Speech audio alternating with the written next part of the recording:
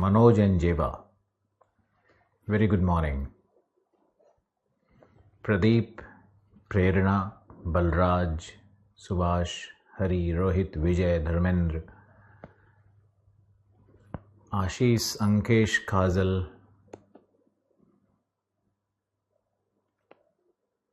Komal, Jai Hind, Sanjay, Nitesh, Dharmendra, Anshu, Shubh, Subodh, Lakhan, Golu, Vineet, Nitesh, Kamal, Ajit, हरी, ऋषु, अमित, रोहित। आज मौसम बहुत सुंदर है रोहित। थोड़ी थोड़ी ठंड और चारों तरफ धूप की चादर फैली हुई है। सनी, सुरेंद्र, हरी, प्रदीप, थैंक यू ऑल। बसंत, हिमांशु, मनोज, शिवम, पुनीत, इंद्रानी, सौरभ, हरी,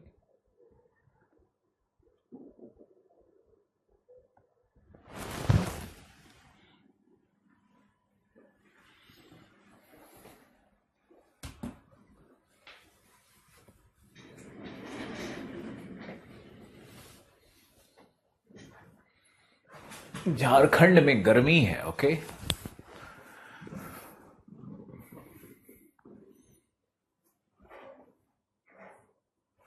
आप गवर्नमेंट जॉब में हो, ईडब्ल्यूएस का क्राइटेरिया है आपके फादर के नाम पे कितनी प्रॉपर्टी है।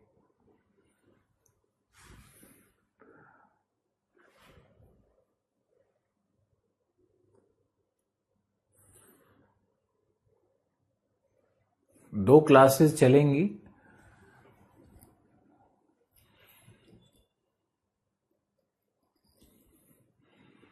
अलवर में कल गोल्डन वर्षा हुई है।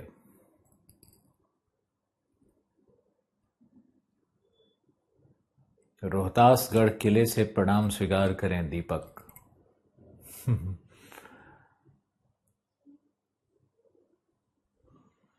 हमारे यहां भी बारिश हो रही है डैनियल।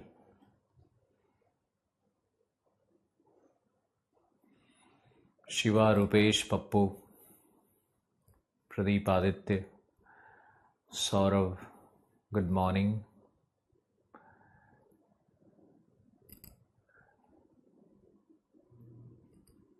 इकॉनमी कब शुरू होगी?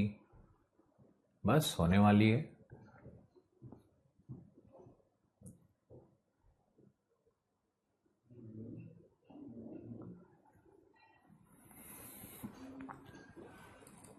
उज्जैन एमपी।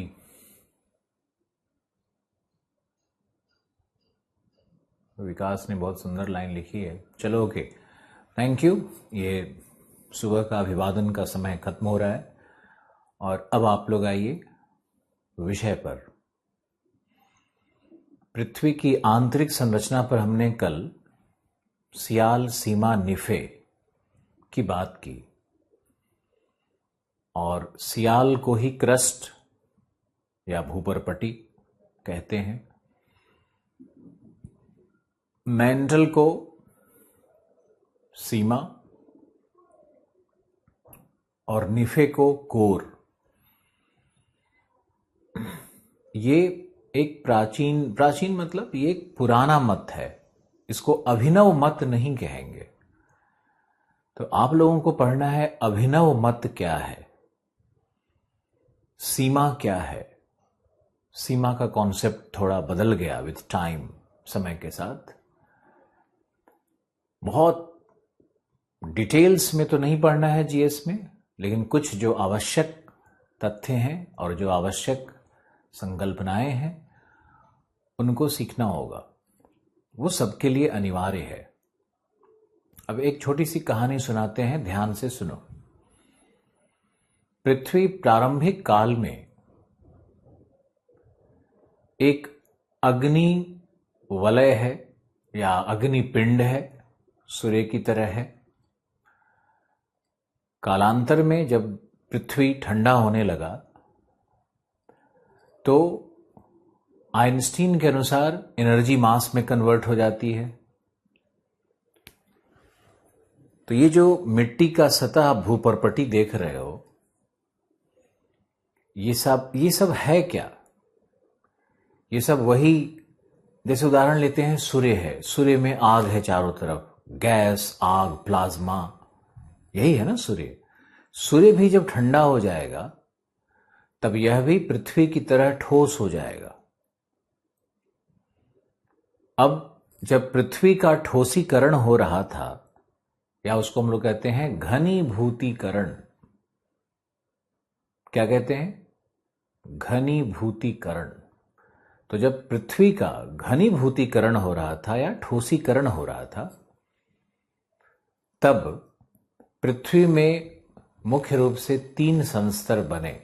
हालांकि अब विद्वान कई संस्तर को मानते हैं और कई संस्तर स्थापित हो चुके हैं भूकंपीय तरंगों के ज्ञान से। विषय थोड़ा दुष्कर है, लेकिन इसको रोचक बनाया जाएगा, सब लोग समझोगे। तो जब पृथ्वी ठंडी हो रही है तो पृथ्वी का पहले तो स्टेट चेंज होगा, उसकी अवस्था में परिवर्तन होगा। अवस्था क्या है? गैस, प्लाज्मा, द्रव, यही सब है ना, ठोस, यही है। तो पृथ्वी पहले गैसीय दशा से प्लाज्मेटिक होगी और प्लाज्मा से वो ठोस की तरफ, गैस से लिक्विड, लिक्विड से प्लाज्मा, प्लाज्मा से ठोस। तो जब पृथ्वी का ठोसीकरण हो रहा है, यानी पृथ्वी ठंडी हो रही है, पृथ्वी का शीतलन हो रहा है, तब इसमें एक प्रक्रिया काम करती है। और वो प्रक्रिया क्या है? उसको कहते हैं process of magmatic differentiation. Magma के पृथक्कीकरण की प्रक्रिया। मैग्मा के पृथक्कीकरण की प्रक्रिया। अब समझना है पृथक्कीकरण क्या है। पृथक्कीकरण का अर्थ होगा कि जो भारी पदार्थ होंगे, जो हेवियर एलिमेंट्स हैं, हेवियर सब्सटेंसेस हैं, भारी पदार्थ, वो पृथ्वी के केंद्र की ओर डूबेंगे। भारी पदार्थ डूबता है ना। और जो लाइटेस्ट मटेरियल है, जो सबसे हल्का पदार्थ है, वो ऊपर की ओर उत्प्लावित होने लगता है। इसको कहते हैं डिफरेंशिएशन। डिफरेंशिएशन में क्या होगा कि पृथ्वी में जो भी लोहा, निकेल, इस तरह का भारी पदार्थ होगा, ये सब पृथ्वी के केंद्र की ओर, आंतरिक भाग की ओर डूबने लगेगा और वहां जाकर के निफे का निर्माण करेगा, कोर का निर्माण करेगा। तो हमारा कोर कैसे बना हुआ है? हमारा कोर बना हुआ है ठोस, भारी, मेटालिक, धात्विक खनिज से। क्योंकि जो हल्का पदार्थ है वो तो ऊपर जाएगा, उत्प्लावन बल काम करेगा उसमें, और जो हेवियर एलिमेंट्स हैं उस पर गुरुत्वाकर्षण काम कर रहा है तो नीचे की तरफ काम करेगा, नीचे की तरफ वो प्रवेश करेगा। तो हमारा कोर निकेल और फेरस से क्यों बना हुआ है? लोहा और निकेल से क्यों बना हुआ है? उसका कारण है कि पृथ्वी में मैग्मेटिक डिफरेंशिएशन यानी पृथक्कीकरण की प्रक्रिया ने कार्य किया है। अब यह समझना है कि भूपर्पटी कैसे बना। तो भूपर्पटी जो सबसे लाइटेस्ट एलिमेंट होगा ना, जो सबसे हल्का पदार्थ, हल्का तत्व जो ठोस रह सके, जो उससे भी हल्का होगा वो तो गैस बन करके बाहर निकल गया, है ना। जो उससे भी हल्का होगा वो तो गैस बन के बाहर निकल गया, वो तो वायुमंडल में गैस बन के चला गया। लेकिन वे हल्के पदार्थ जो ठोस रह सके, उसमें प्रमुखता से कौन आएगा? Silica oxide. Silica oxide, SiO2 silica oxide होता है। सिलिका अबरख जिसको कहते हो, माइका भी तो सिलिका ऑक्साइड जैसा ही कुछ है। क्वार्टजाइट, समझने के लिए उदाहरण दिया जाता है, बहस करने के लिए नहीं। तो ये जो सिलिका ऑक्साइड है वो सबसे ऊपर आया। और मेटल्स में कौन हल्का है? एल्यूमिनियम। एल्यूमिनियम हल्का होता है ना। तो ऊपर में सिलिका ऑक्साइड और एल्यूमिनियम का जमाव हो गया, तो इसके कारण जो लेयर बना है वो है भूपर्पटी, और उसी को कहते हैं सियाल। सियाल कैसे बना, निफे कैसे बना, ये तो आप समझ रहे हो। मैग्मा का डिफरेंशिएशन हुआ है पृथ्वी जब शीतलन होने लगी तो। अब रह गया जो बीच का सीमा है, तो सीमा में क्या है, सिलिका ऑक्साइड भी है, मैग्नीशियम भी है, यानी कि कुछ भारी तत्व भी हैं और कुछ हल्के तत्व भी हैं, बीच बीच वाला है। समझ में आया? अगर ये समझ में आ रहा है तो फिर आप इसको बहुत अच्छे से समझ सकते हो कि पृथ्वी में 3 संस्तर क्यों बने हैं।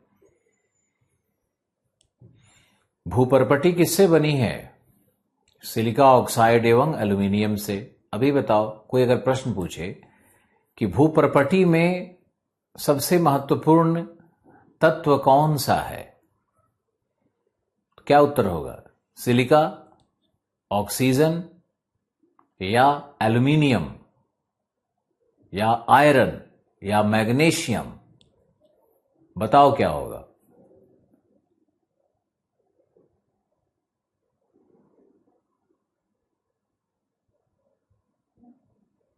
सबसे ज्यादा ऑक्सीजन होगा। सही उत्तर नितिन का आया है।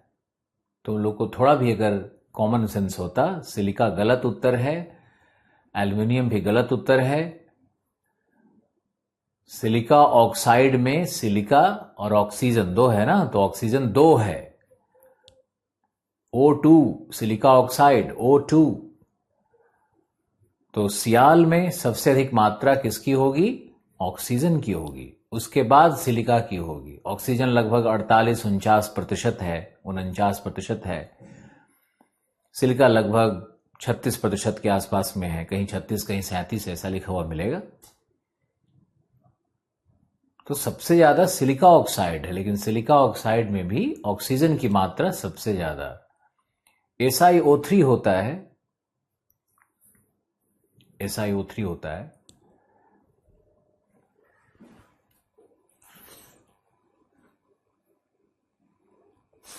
मैंने एक चीज और पहले क्लास में मैंने आपको बताया था ना कि हाइड्रोजन में प्रोटॉन और न्यूट्रॉन होता है। मैंने बताया था, वो हमारा एक गलत स्टेटमेंट था। मैं उस समय भावावेश में, या हो सकता है कि पता नहीं कैसे हमसे एक गलती हो गई थी उस समय। उसमें एक्चुअली प्रोटॉन न्यूट्रॉन नहीं होता है, उसमें इलेक्ट्रॉन होता है, उसमें इलेक्ट्रॉन होता है।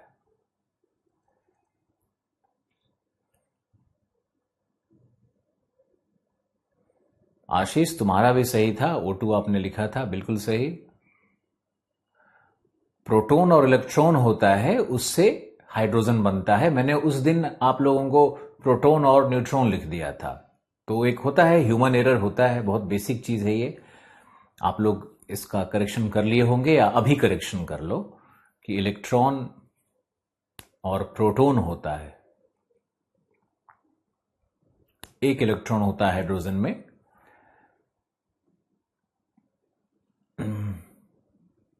एक प्रोटॉन और एक हाइड्रोजन से बनता है, एक इलेक्ट्रॉन से बनता है। चलो ठीक है।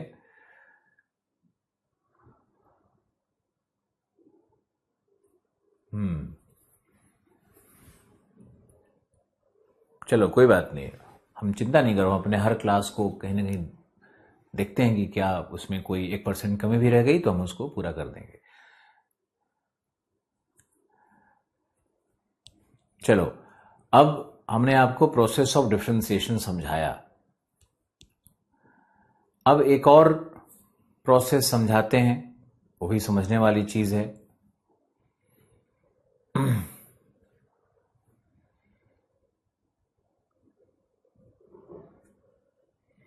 आप लिखो, एक नोट्स बनाते हैं, नोट्स बनाते हैं।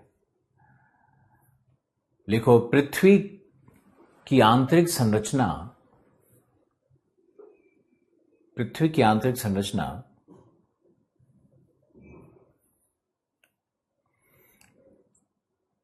का निर्माण 2 प्रक्रियाओं से हुआ है।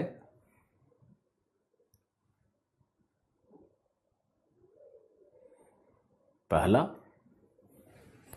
मैग्मा का पृथक्कीकरण।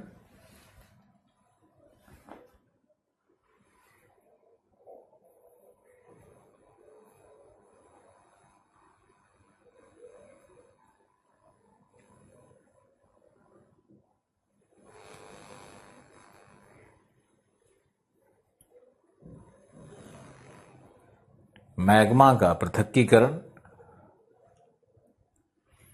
दूसरा, घनीभूतीकरण।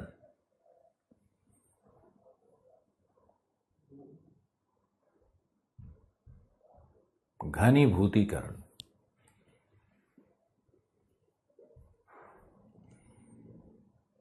अब लिखो अगला पैराग्राफ। पृथक्कीकरण में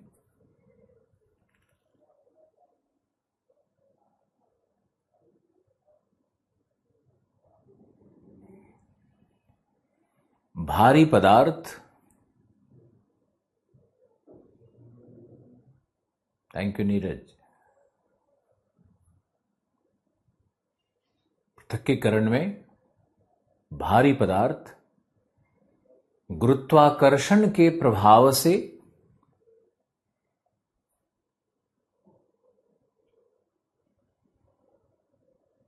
पृथ्वी के अंतरतम में, गुरुत्वाकर्षण के प्रभाव से पृथ्वी के अंतरतम में प्रवेश कर गए।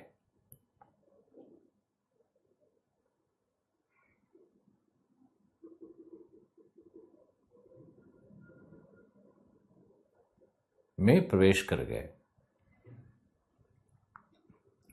जबकि हल्के पदार्थ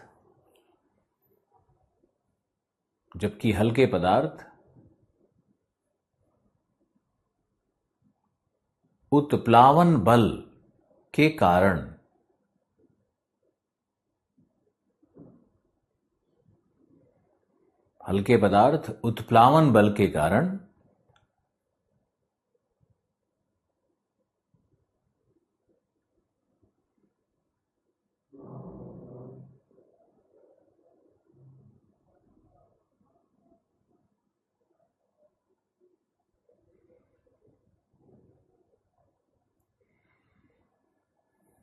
ऊपरी संस्तर में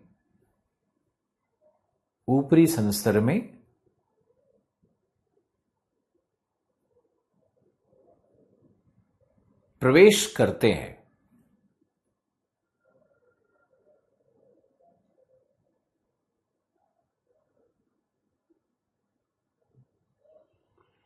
ऊपरी संस्तर में प्रवेश करते हैं।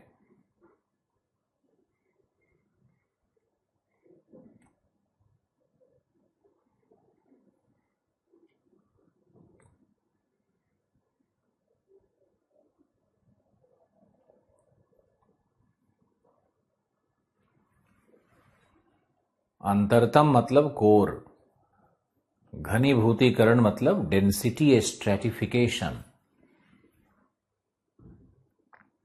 अंग्रेजी बोलने पे हिंदी वाले गरिया रहे हो और हिंदी बोलने पे अंग्रेजी वाले, मेरा बुरा हाल हो रहा है। कोई बात नहीं, चलो ओके, नेक्स्ट लिखो। वैसे ही बोला, सीरियस नहीं लेना है। लिखो नेक्स्ट पैराग्राफ। पृथ्वी में 3 संस्तर माने गए, परंतु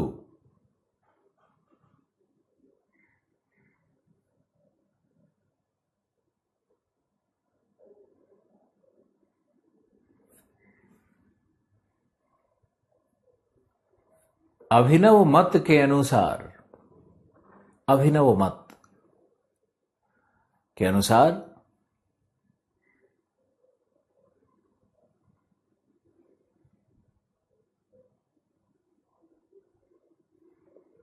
पृथ्वी में 5 मुख्य संस्तर हैं। 5 मुख्य संस्तर हैं।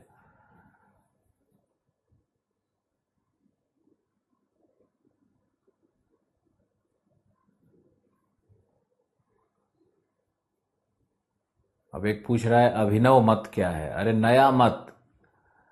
अब ऐसे ऐसे अलाउद्दीन खिलजी, अगर अब ये तुमको अभिनव नहीं पता है, चलो छोड़ो, एसएमएस देखना बंद, पढ़ाते हैं। चलो लिखो 5 संस्तर है। पहले लिखो क्रस्ट, भूपर्पटी क्या है।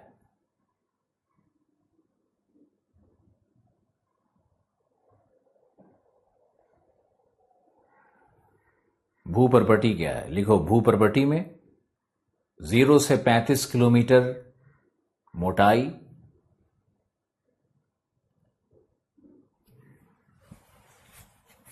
इसके 2 भाग होते हैं। इसके 2 भाग होते हैं। पहला महाद्वीपीय क्रस्ट, महाद्वीपीय क्रस्ट, यह ग्रेनाइट से निर्मित होता है। ग्रेनाइट, एंडीसाइट, रायोलाइट, इतना नहीं जानना है, आप ग्रेनाइट जानो। यह ग्रेनाइट एवं एंडीसाइट से निर्मित होता है। घनत्व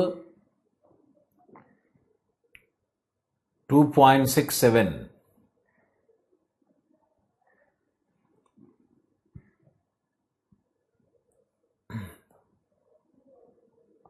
गहराई,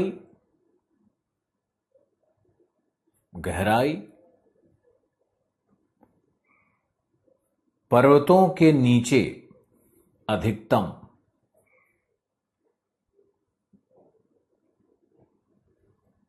मैदानी भागों में न्यूनतम।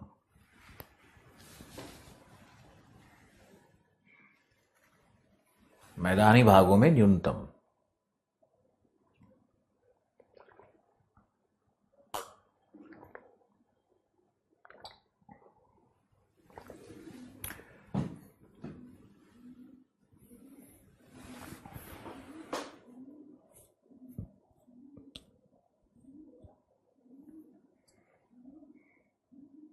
क्योंकि सियाल सीमा पर उत्प्लावित है। बहुत सुंदर कॉन्सेप्ट है ये।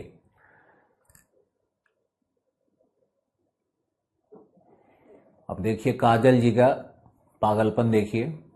काजल जी लिख रहे हैं कि इससे मेन सा क्वेश्चन कैसे आएगा, गांव बसा नहीं है, मेन सा क्वेश्चन ही बेचारी लिखेंगी। तो ऐसे ऐसे इडियट्स का क्या इलाज है, कैसे पढ़ाया जाए। फिर हमने गलती से ऊपर देख लिया।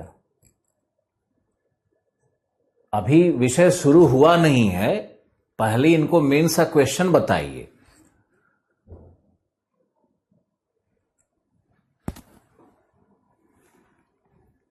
बढ़िया है। चलिए लिखिए। क्या लिखा हमने, क्या बोला।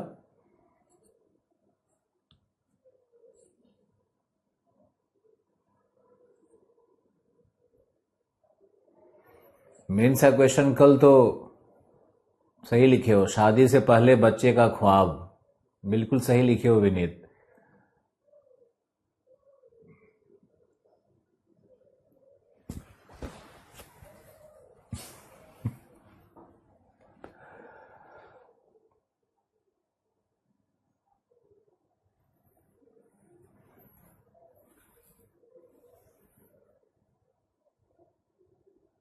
हाँ, सियाल सीमा पर उत्प्लावित है, ये मैंने लिखवाया था। आगे लिखो। अब हम किसी का नहीं देख रहे हैं एसएमएस। लिखो सियाल सीमा पर उत्प्लावित है। लिखो जिस प्रकोष्ठ की लंबाई अधिक होगी,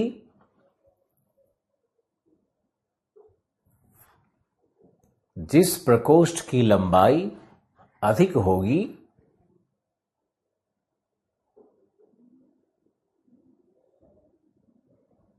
वह अधिक गहराई को प्राप्त करता है।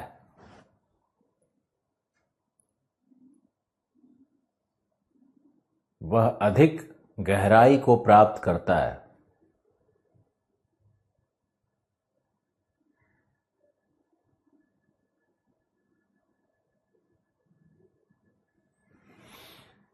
नेक्स्ट लिखो, दूसरा है महासागरीय भूपर्पटी, महासागरीय क्रस्ट,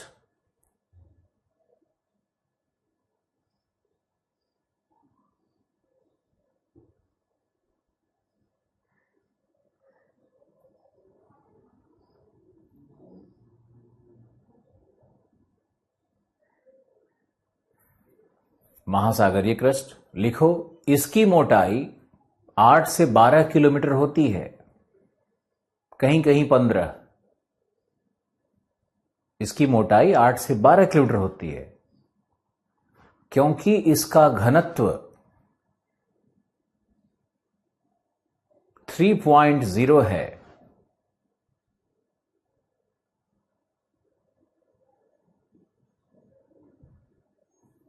यह बैसाल्ट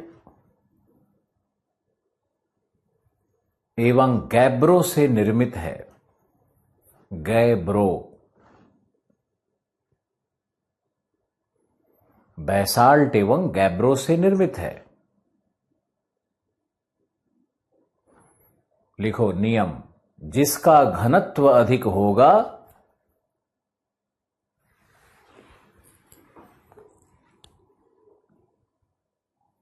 उसका आयतन कम होता है।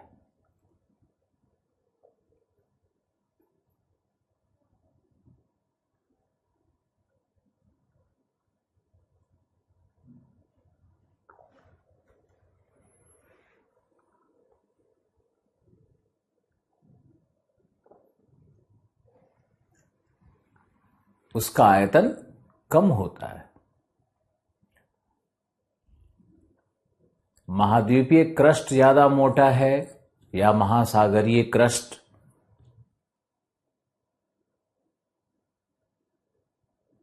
घनत्व 3.0,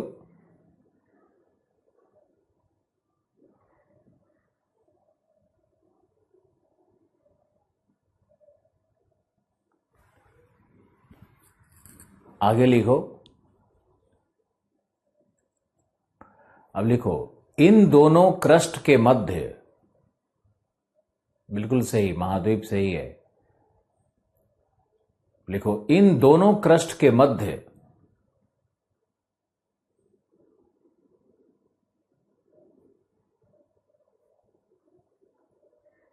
कोनार्ड की असंबद्धता रेखा पाई जाती है।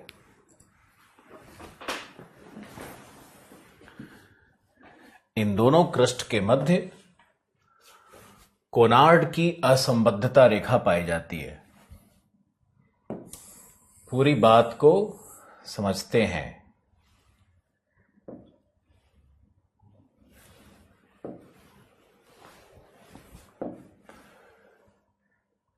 मान लो ये पर्वत है, ये पठार है, ये मैदान है। तो जो पर्वत होता है उसके नीचे इसी तरह से जड़ें भी होती है। ये सियाल इस आकृति का होगा, यही सियाल है, या इसी को हम लोग महाद्वीपीय भूपर्पटी भी कहेंगे। यही सियाल है। अब देखो, इसी से जुड़ा हुआ भाग है ये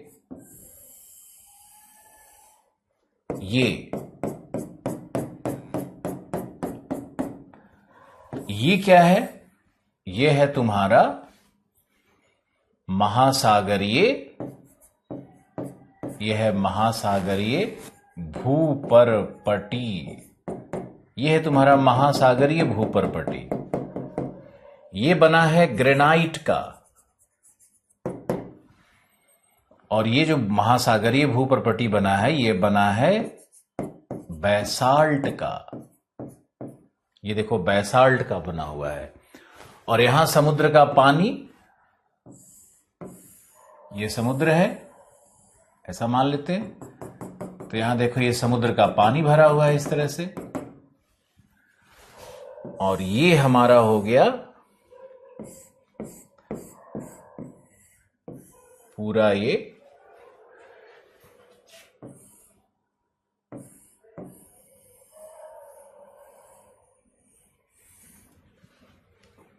अब देखो बहुत इंपॉर्टेंट है इसको समझना, और थोड़ा सा धैर्य रखोगे समझ में आने लगेगा। इस लाइन को जो हम ड्रॉ कर रहे हैं ना, इसको ध्यान से देखो। यह है भूपर्पटी, इसका औसत गहराई 0 किलोमीटर, यहां 35 किलोमीटर। तो इसी को हम लोग भूपर्पटी कहते हैं। यही है हमारा क्रस्ट। और यहां से अगर हम लोग आएंगे नीचे, यहां आते हैं 2900 लेते हैं, और बीच में एक लाइन लेते हैं 700 का। तो ये जो हमारा भाग है यही कहलाता है प्रवर। प्रवर यानी मैंटल, मैंटल, मैंटल यानी सीमा।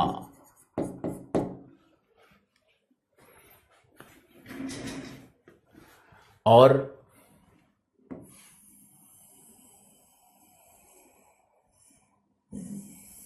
ये दो लाइन बहुत ही डार्क करके आपको हम दिखा रहे हैं। यह है सीमा। तो ये ऊपर का भाग कहलाएगा ऊपरी मेंटल, और यह है निचली मेंटल, अपर मेंटल और लोअर मेंटल। ध्यान से इसको देखो।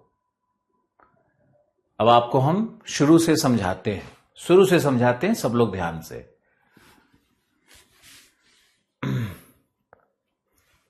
परेशान मत हुओ और कोई एसएमएस मत लिखो, हम सबका ऑफ करवा देंगे।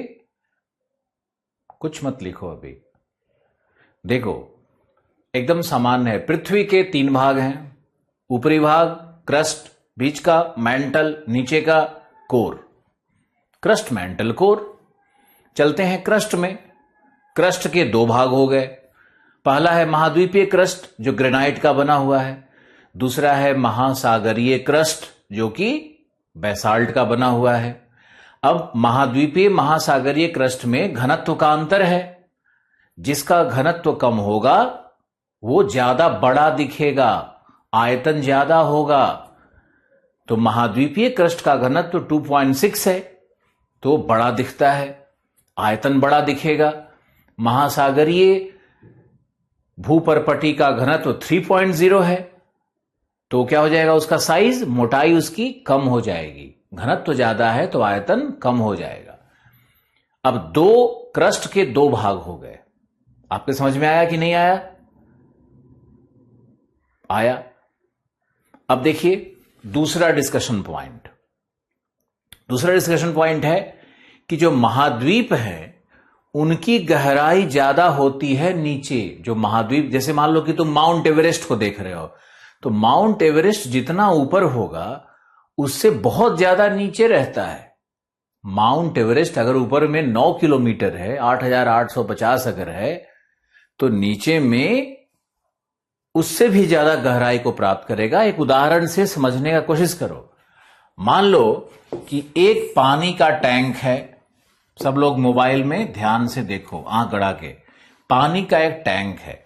हमने इसमें एक लकड़ी के टुकड़े को डाला, प्रकोष्ठ को डाला जो 5 मीटर लंबा है, और दूसरा प्रकोष्ठ डाला जो 3 मीटर लंबा है, तीसरा डाला जो 1 ही मीटर लंबा है।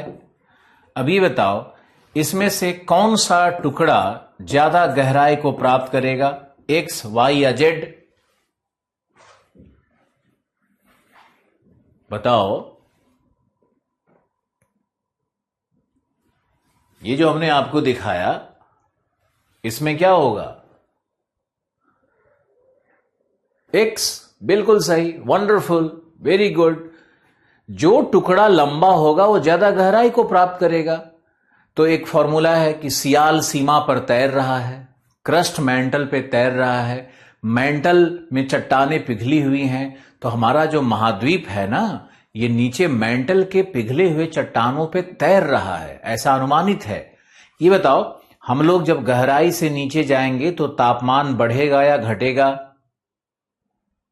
हम लोग जब गहराई से नीचे जाएंगे तो तापमान बढ़ेगा या घटेगा? तापमान बढ़ेगा। और जब तापमान बढ़ेगा तो नीचे चट्टानें जाकर द्रवित हो सकती हैं, पिघलित दशा में हो सकती हैं। तो नीचे में समझ लो कि पानी है, ऊपर में समझ लो कि बर्फ है। तो बर्फ पानी पे उत्प्लावित होगा ना, और बर्फ पानी पे उत्प्लावित है तो ठोस कौन? बर्फ ठोस।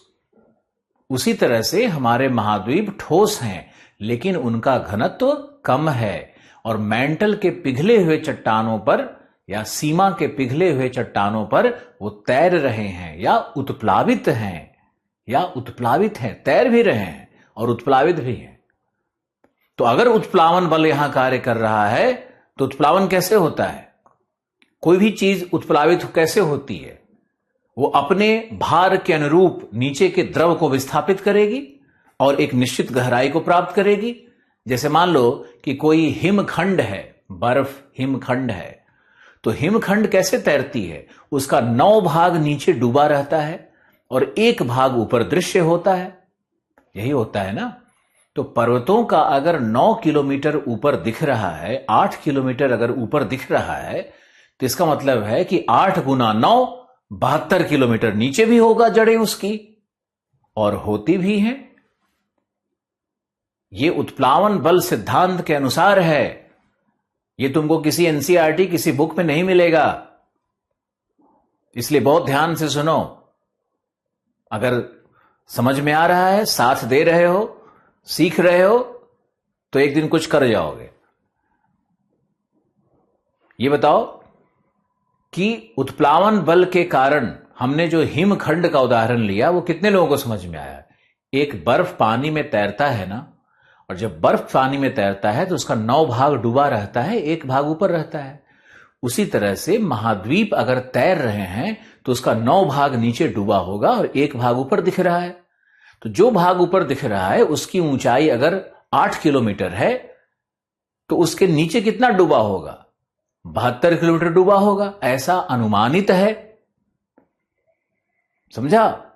ऐसा अनुमानित है, कोई देखने थोड़े ना गया है, लेकिन अनुमानित है और भूकंपीय तरंगों के माध्यम से सिद्ध भी हो रहा है, इसलिए चिंता मत करो, सही है ये। इस उदाहरण को आप देखो तो यहां देखो, जो महाद्वीप है, ये महाद्वीप यहां किस गहराई पर है? ये गहराई लगभग 75 किलोमीटर तक ये गहराई प्राप्त होती है। समझा? अब आगे चलते हैं, और आपको मैंने एक कॉन्सेप्ट दिया, कोनार्ड की असंबद्धता रेखा क्या है उसको देखना है। तो यहां देखो, ये कलर चेंज करके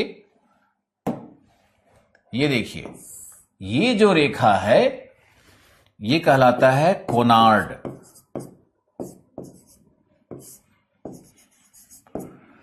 कोनार्ड की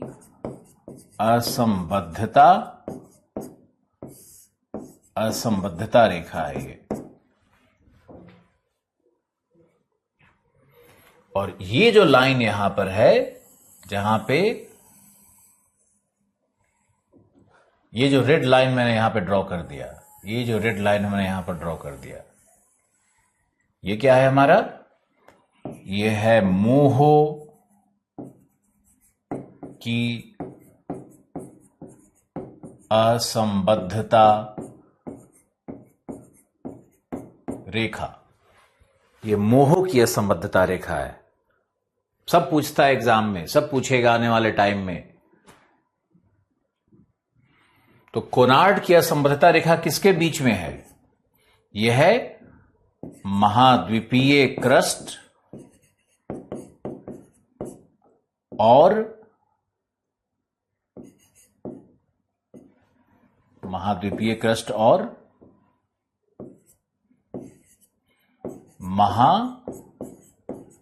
महासागरीय क्रस्ट के बीच में है। और मोहो किसके बीच में है? मोहो किसके बीच में है?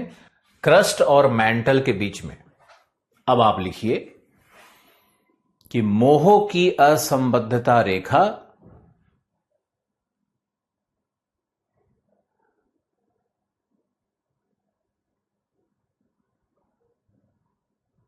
अगर यहां नहीं समझे तो फिर, क्योंकि हम तो इतना छोटा उदाहरण देते हैं, तुम सब लोग क्या करना है, तुम सब लोगों के लिए निर्देश है। सब लोग मेरे YouTube चैनल पे जाओ और वहां पर जाकर के देखो, कोरियोलिस बल को मैंने हिंदी में एक्सप्लेन किया है।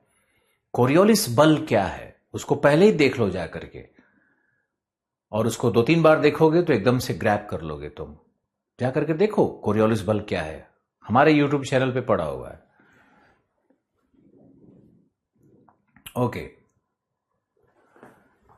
आप विशाल इंग्लिश मीडियम में एडमिशन ले लीजिए, हिंदी में क्यों आए हुए हैं आप? अंग्रेजी के शब्द लिखने से 50 लोग कल ही भाग गए।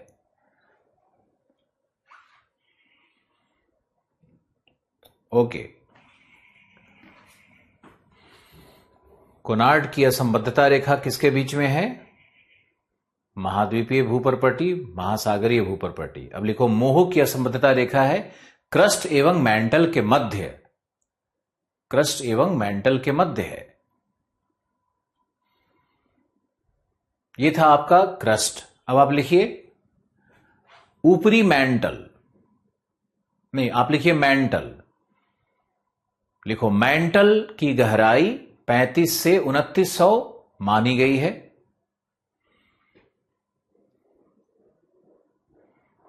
अरे भैया, असंबद्धता समझाएंगे, काहे पगला रहे हो?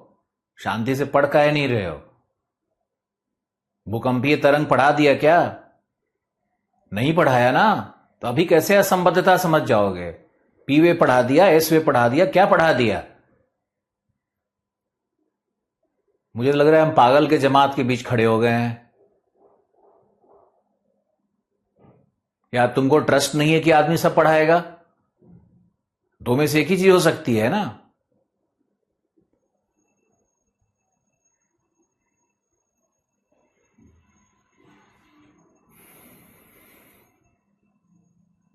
हमारा YouTube चैनल हमारे नाम से होगा और किसके नाम से होगा?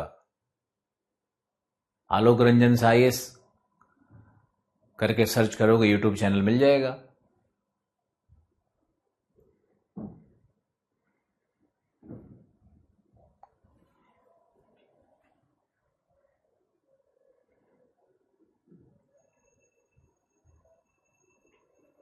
ओके, अब आप लिखो मेंटल। मेंटल के 2 भाग हैं। पहला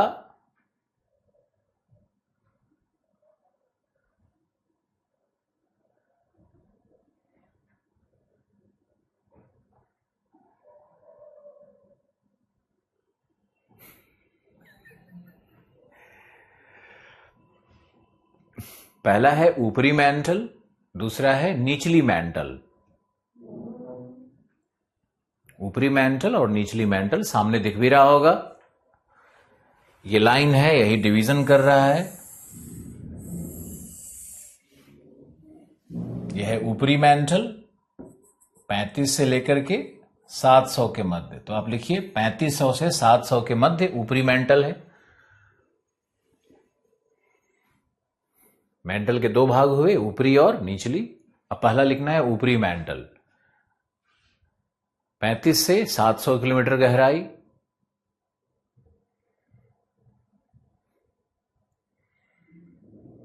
इसका लिखो, इसका 100 किलोमीटर तक का भाग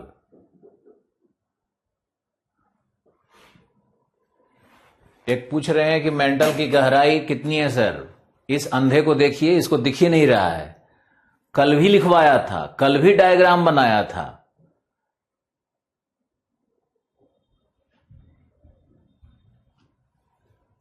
आज भी सामने दिख रहा है, फिर पूछ रहा है मेंटल की गहराई बताइए सर। अब तुम्हारा ये SMS ब्लॉक कर दिया जा रहा है।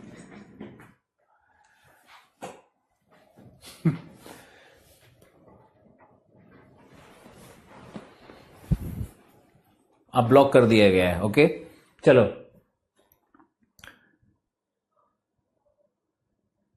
हम तो इसलिए बोल देते हैं कि तुम लोग देखो कि कैसे कैसे लड़के रहते हैं पढ़ने वाले, और लोग सोचते हैं कि हम, अहंकार भी उतना ही है उनमें।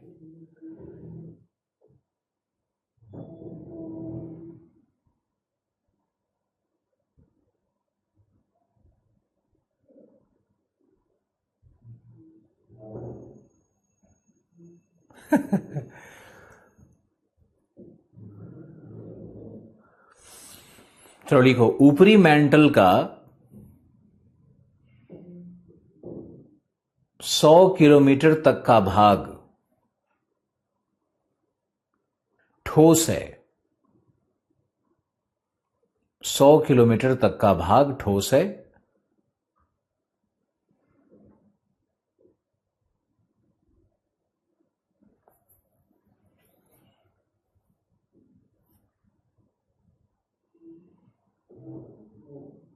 जो क्रस्ट के साथ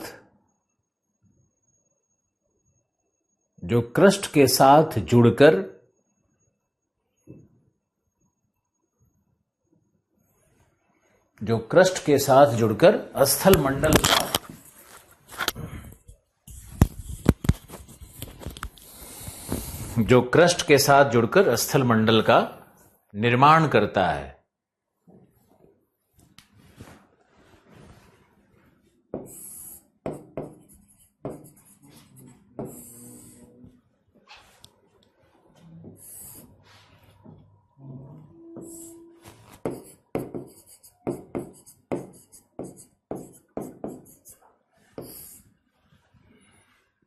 जो क्रस्ट के साथ जुड़कर स्थल मंडल का निर्माण करता है।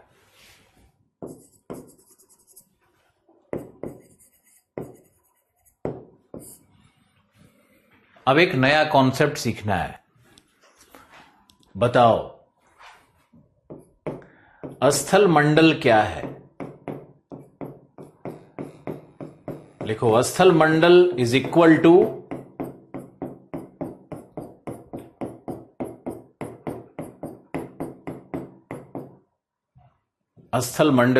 टू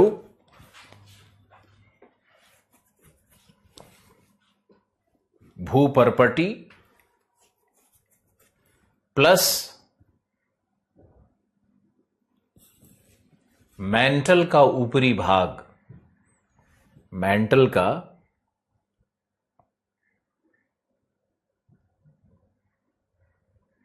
100 किलोमीटर तक का ऊपरी भाग।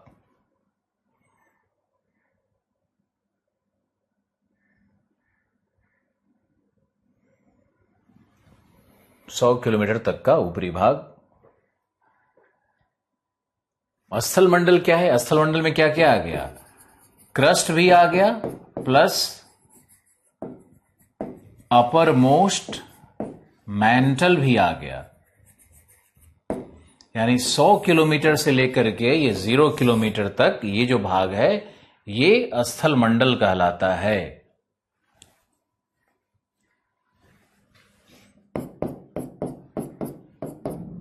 ये देखो, स्थल मंडल यहां तक है।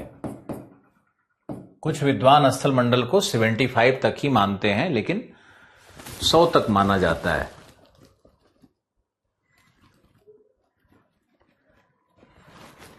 चलो प्रश्न का उत्तर दो। प्रश्न है कि स्थल मंडल क्या है? बताओ, स्थल मंडल ठोस है या पिघलित?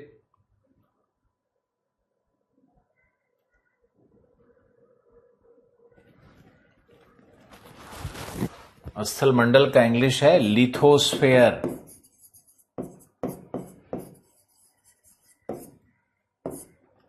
लिथो, लिथ मतलब थल, रॉक। ठोस है, बिल्कुल सही। 100 किलोमीटर की गहराई तक पृथ्वी ठोस है, उसको स्थल मंडल कहते हैं। Very well done. अब लिखो दुर्बलता मंडल। अगला पॉइंट बनाओ, दुर्बलता मंडल।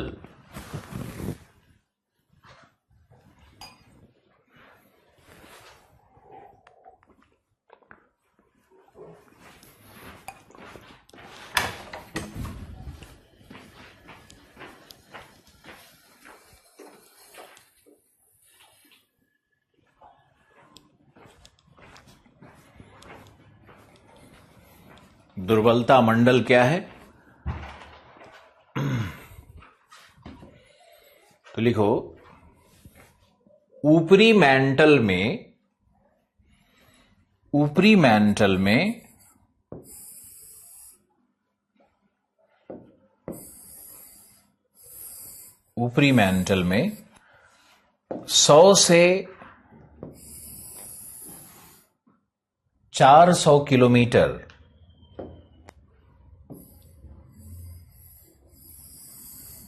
100 से 400 किलोमीटर की गहराई तक चट्टानें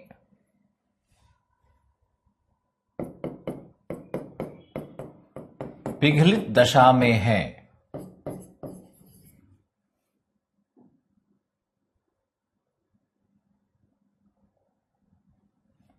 चट्टानें पिघलित दशा में हैं, जहां भूकंपीय तरंगें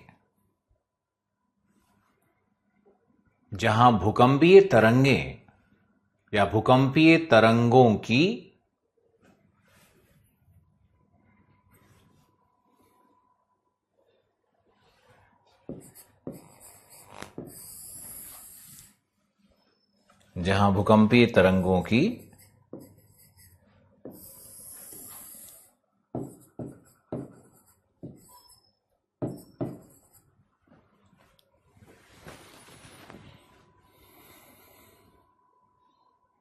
गति क्षीण हो जाती है,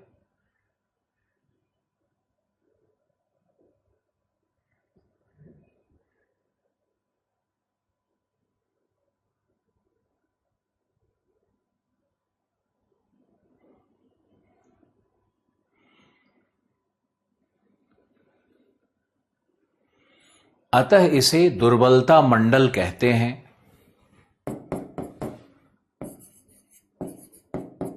अतः इसे दुर्बलता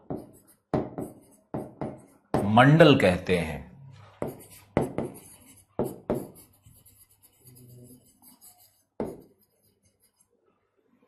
इंग्लिश में एस्थेनोस्फेयर कहते हैं। अतः इसे दुर्बलता मंडल कहते हैं। चट्टानें पिघलित हैं। लिखो, यहां घनत्व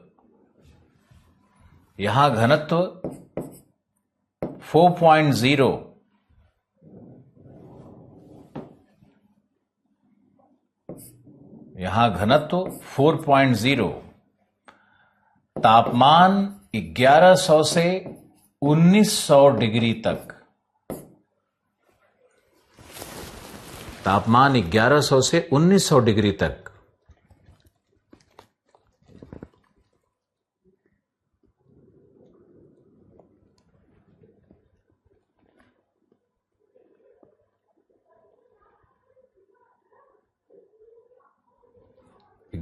से 1900 डिग्री तक एवं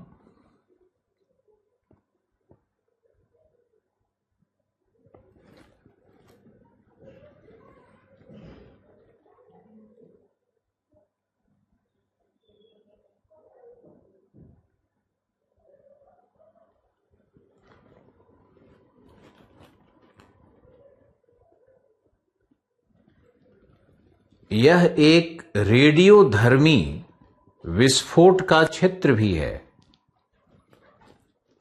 यह एक रेडियोधर्मी विस्फोट का क्षेत्र भी है।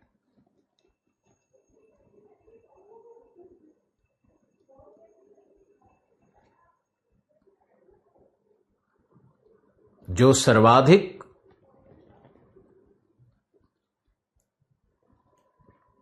जो सर्वाधिक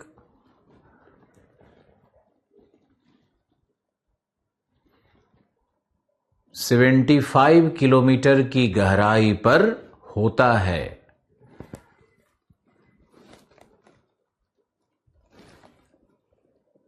75 किलोमीटर की गहराई पर होता है।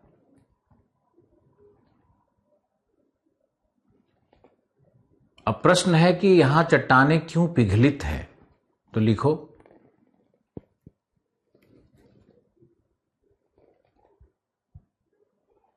चट्टाने अपनी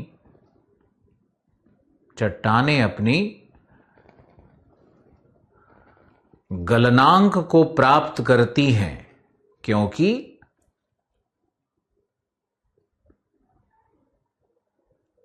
चट्टाने अपने गलनांक को प्राप्त करती हैं क्योंकि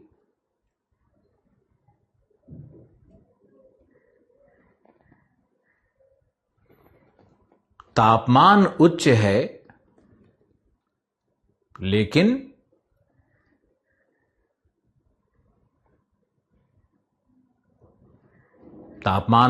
लेकिन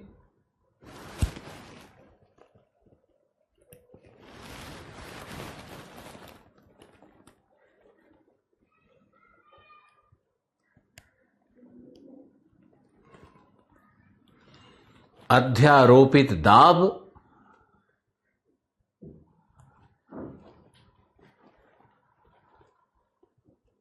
आनुपातिक रूप से कम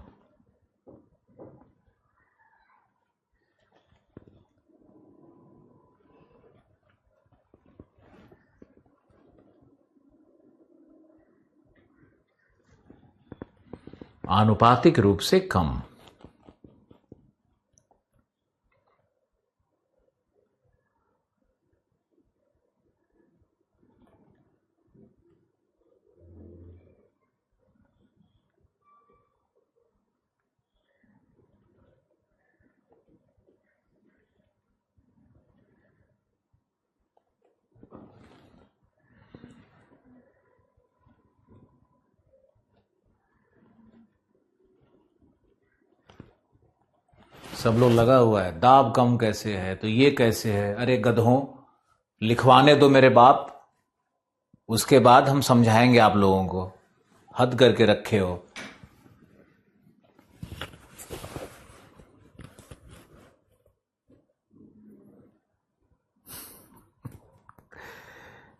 कॉमन सेंस। लिखो नेक्स्ट। कोई बात नहीं है। अब आप लिखो दुर्बलता मंडल में मुख्य चट्टान, दुर्बलता मंडल में मुख्य चट्टान पेरिडोटाइट है।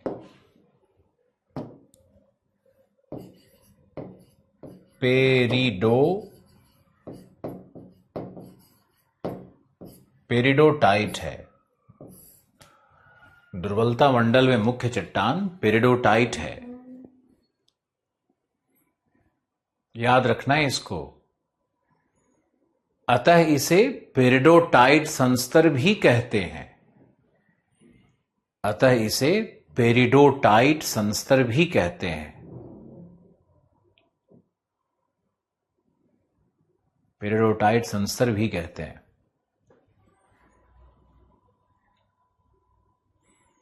Next paragraph.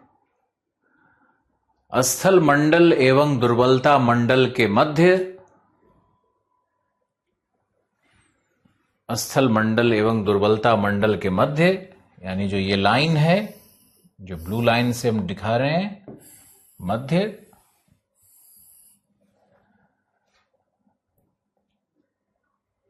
रेपेटी की, रेपेटी REPETI, रेपेटी की असंबद्धता रेखा है।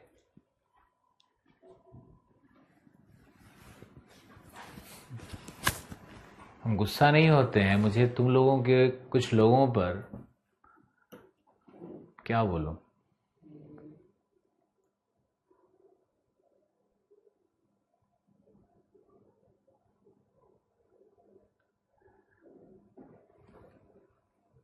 तो लिखो रेपेटी की असंबद्धता रेखा कहते हैं। स्थल मंडल दुर्बलता मंडल के अंदर में रेपेटी की असंबद्धता रेखा कहते हैं।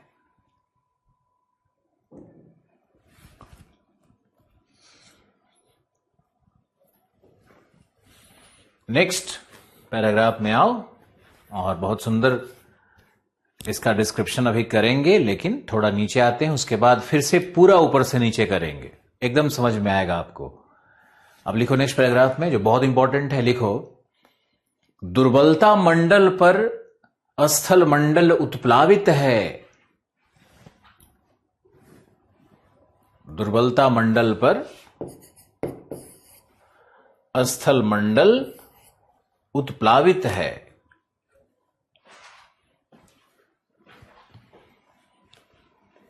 स्थल मंडल उत्प्लावित है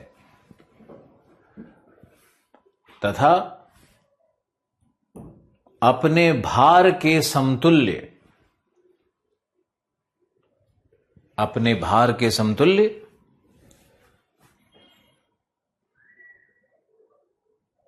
मैग्मा का, अपने भार के समतुल्य मैग्मा का विस्थापन करता है। ऑफलाइन क्लास में मारते या नहीं, पागल है क्या? तुम लोग ऐसा इमेज मत बनाओ मेरा। तुम ऐसे सोचो कि लड़के ऐसा कमेंट करते हैं तो मुझे देख करके कहीं ना कहीं थोड़ा इरिटेशन होता है कि ऐसे क्यों लिख रहा है। क्लास में तो, हमारे क्लास में कभी आज तक एक शब्द भी नहीं, क्योंकि सबको मालूम है कि थोड़ा वेट कर लेंगे, ये सब समझाएंगे ही समझाएंगे, 5 बार समझाएंगे, 10 बार समझाएंगे। क्लास में क्या होता है कि हम आपके चेहरे की खुशी को देख करके ही पढ़ाते रहते हैं, तो वहां तो मुझे पता चलता है ना कि ये बच्चा नहीं समझ पाया, लगता है दोबारा सुनो, ढंग से सुनो। लेकिन यहां तो कोई दिख ही नहीं रहा है।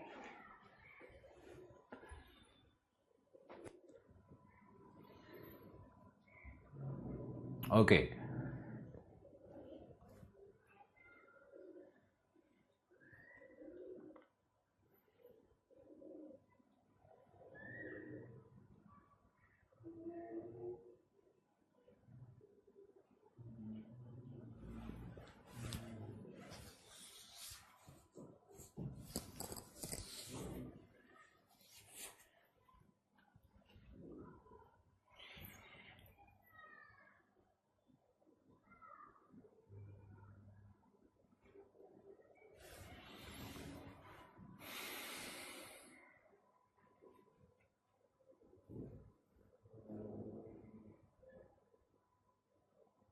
अब लिखो मध्यमंडल, मध्यमंडल, लिखो मध्यमंडल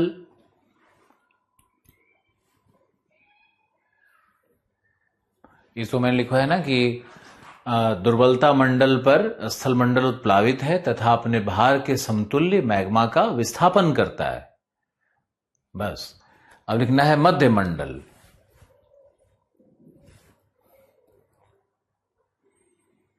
तो लिखो मध्यमंडल का औसत घनत्व 5.5 है, घनत्व 5.5 है तथा तापमान बढ़कर 2300 डिग्री सेंटीग्रेड हो जाता है।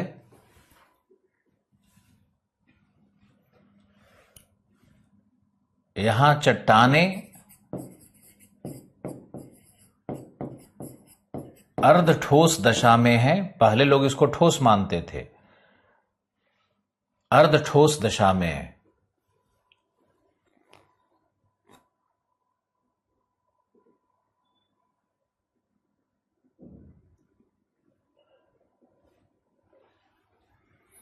अब लिखो, अब लिखो निचला मेंटल, निचली मेंटल। अगला है निचली मेंटल। इसे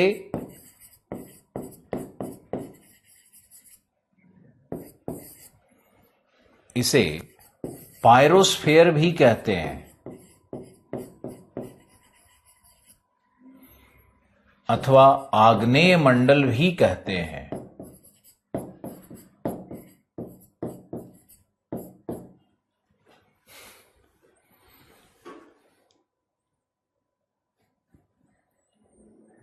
अथवा आग्नेय मंडल भी कहते हैं।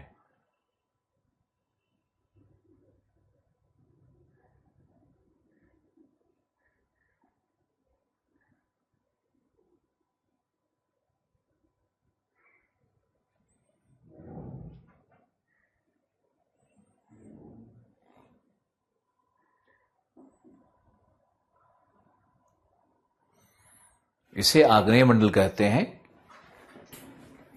यहां तापमान बढ़कर 3300 डिग्री सेंटीग्रेड हो जाता है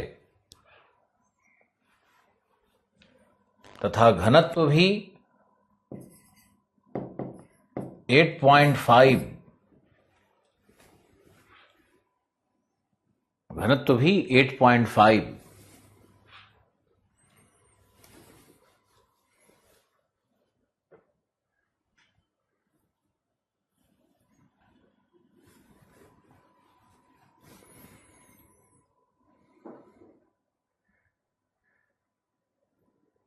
घनत्व भी 8.5 प्राप्त होता है। लिखो एक लाइन बहुत इंपॉर्टेंट, पूरे मेंटल का औसत घनत्व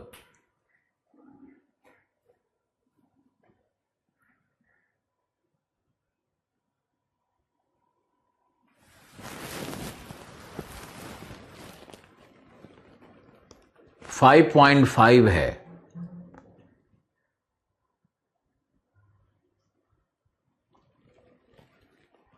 जो पृथ्वी के औसत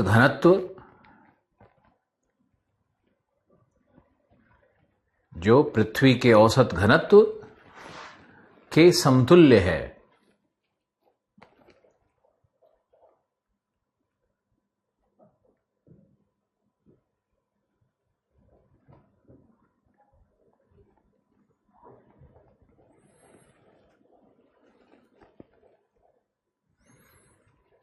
औसत घनत्व के समतुल्य है।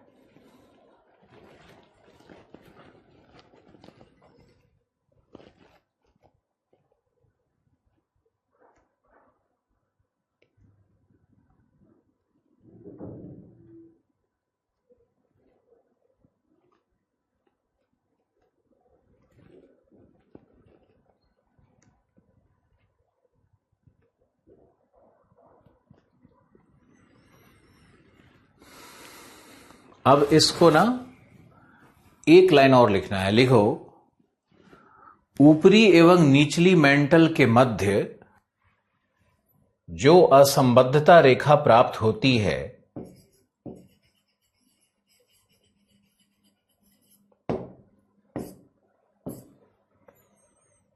ऊपरी एवं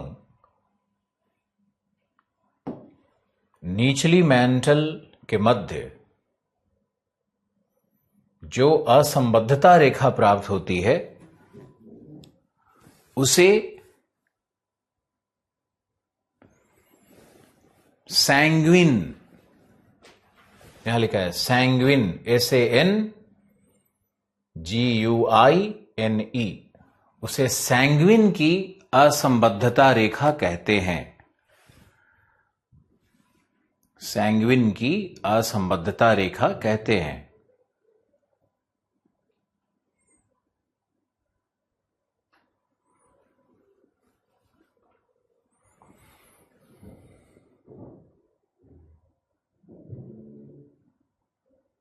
सैंग्विन की असंबद्धता रेखा कहलाती है। एक लाइन और पैराग्राफ चेंज करके लिखो, मेंटल का प्रमुख खनिज, मेंटल का प्रमुख खनिज ओलिवाइन होता है। मेंटल का प्रमुख खनिज ओलिवाइन होता है।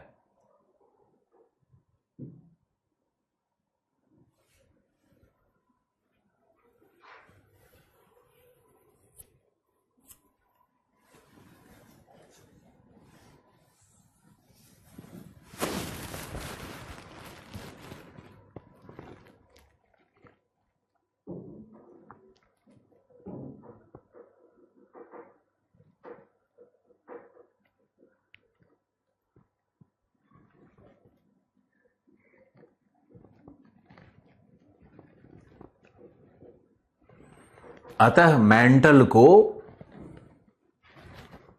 ओलिवाइन संस्तर भी कहते हैं।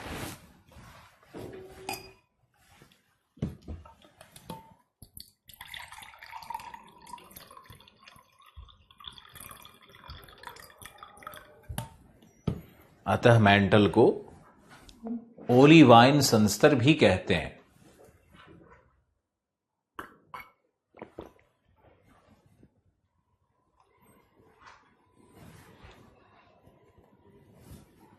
अभी एक लड़का सैंग्विन का सही स्पेलिंग लिख के भेजा और वो कह रहा है कि सर सैंग्विन का स्पेलिंग एक बार बता दीजिए।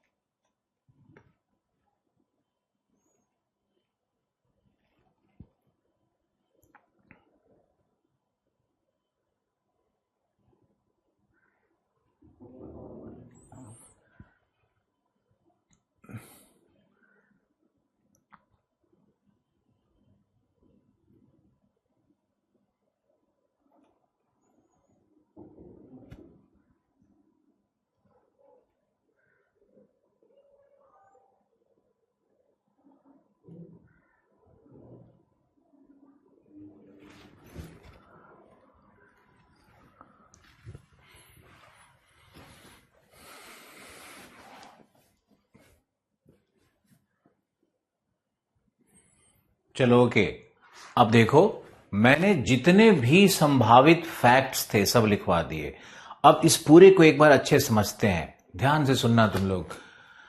पृथ्वी का 3 संस्तर है, क्रस्ट, मैंटल, कोर। क्रस्ट के 2 भाग हुए, पहला है महाद्वीपीय क्रस्ट, दूसरा है महासागरीय क्रस्ट। दोनों के बीच में एक रेखा है, असंबद्धता रेखा है। दोनों का डेंसिटी अलग अलग है ना, तो जब 2 अलग अलग घनत्व का चट्टान होगा तो बीच में एक संक्रमण क्षेत्र होगा, उसी को असंबद्धता रेखा कहा जा रहा है। यानी जहां पर भी घनत्व का अचानक अंतर हो जाए वहां पर असंबद्धता रेखा की कल्पना की गई है। कहीं भी अगर असंबद्धता रेखा जैसा शब्द दिखे, इसका मतलब होगा कि वहां घनत्व का अचानक अंतर हो रहा है, यानी उसके ऊपर की चट्टान, उसके नीचे की चट्टान दोनों अलग अलग है। इसी को हम लोग कहते हैं चट्टानों में फेज चेंज। और अगर मान लो कि ऊपर का चट्टान का घनत्व अलग है, नीचे का चट्टान का घनत्व अलग है, अब उसमें कोई हम तरंग को अगर भेजेंगे, मान लो कि हम भूकंपीय तरंग को ही हम अगर भेजते हैं, तो अगर भूकंपीय तरंग वहां प्रवेश करेगी तो घनत्व के अंतर के कारण वो भूकंपीय तरंग सीधी रेखा में गमन नहीं करेगी। उसकी गति में, उसके दिशा में, तरंग के गति और दिशा में परिवर्तन हो जाता है। तो जहां से ये परिवर्तन होता है ना, उसी को हम लोग असंबद्धता रेखा कहते हैं। असंबद्धता रेखा का कॉन्सेप्ट एक बार और सुन लो। जहां भी चट्टानों के घनत्व में अचानक अंतर होगा, वहां पर भूकंपीय तरंगें अचानक दिशा और गति में परिवर्तन करती हैं। इसलिए उस रेखा को असंबद्धता कहते हैं, जिसका अंग्रेजी होता है line of discontinuity. Line of discontinuity. Continuity मतलब लगातार, निरंतर। डिसकॉन्टिन्यूटी मतलब जिसमें निरंतरता में ब्रेक आ जाए। तो ये ब्रेक क्यों आ रहा है? ब्रेक आ रहा है घनत्व के अचानक अंतर के कारण। तो कहीं भी अगर असंबद्धता रेखा आप देख रहे हो तो समझ लो कि उसके नीचे घनत्व अलग हो रहा है। Physical state of the rocks change कर रहा है। चट्टानों की भौतिक दशा अलग हो सकती है। ऊपर वाला ठोस होगा तो नीचे द्रव हो सकता है, नीचे द्रव हो सकता है, उसके नीचे प्लाज्मा हो सकता है, प्लाज्मा है तो ठोस हो सकता है। वही असंबद्धता रेखा है। अब जिस वैज्ञानिक ने जिस असंबद्धता रेखा की खोज की, उसे उसी नाम से जाना जाएगा। उसकी मां और उसकी पत्नी के नाम से तो नहीं जाना जाएगा, क्योंकि विदेश में लोग अपने मां और पत्नी को महत्व तो देते नहीं है। हमारे यहां देखोगे तो किसी भी किताब में लिखा रहेगा पूज्य धर्म पत्नी को समर्पित, लिखा रहता है ना, मां को समर्पित। लेकिन विदेश में लोग खुद को समर्पित, तो जो भी नाम है, मान लो सैंग्विन नाम है, रेपिटी नाम है, मोहो नाम है, जिससे भी, कोनार्ड नाम है, जिससे भी मैंने आपका परिचय कराया, उन विद्वानों ने उन असंबद्धता रेखाओं का को डिस्कवर किया है, उसकी खोज की है। आशा है आपके समझ में आया होगा। अब एक दूसरा डिस्कशन पॉइंट ले रहे हैं। ये अस्थल मंडल क्या है? अस्थल मंडल है ठोस, दुर्बलता मंडल है द्रवित, पिघला हुआ है। तो जो ठोस अस्थल मंडल है उसकी मोटाई कितनी है? 100 किलोमीटर। कुछ कुछ विद्वान कितना मानते हैं? 75 किलोमीटर। कोई बात नहीं है, 75 से 100 किलोमीटर तक उसकी मोटाई अस्थल मंडल की मानी गई है। तो ये तो अस्थल मंडल है, ये तो बड़ा मोटा और भारी सा है, ठोस है।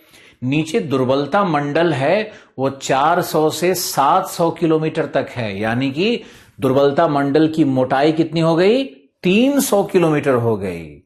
300 किलोमीटर। हमारे डायग्राम में क्या हो रहा है कि अस्थल मंडल बड़ा दिख रहा है, दुर्बलता मंडल छोटा दिख रहा है।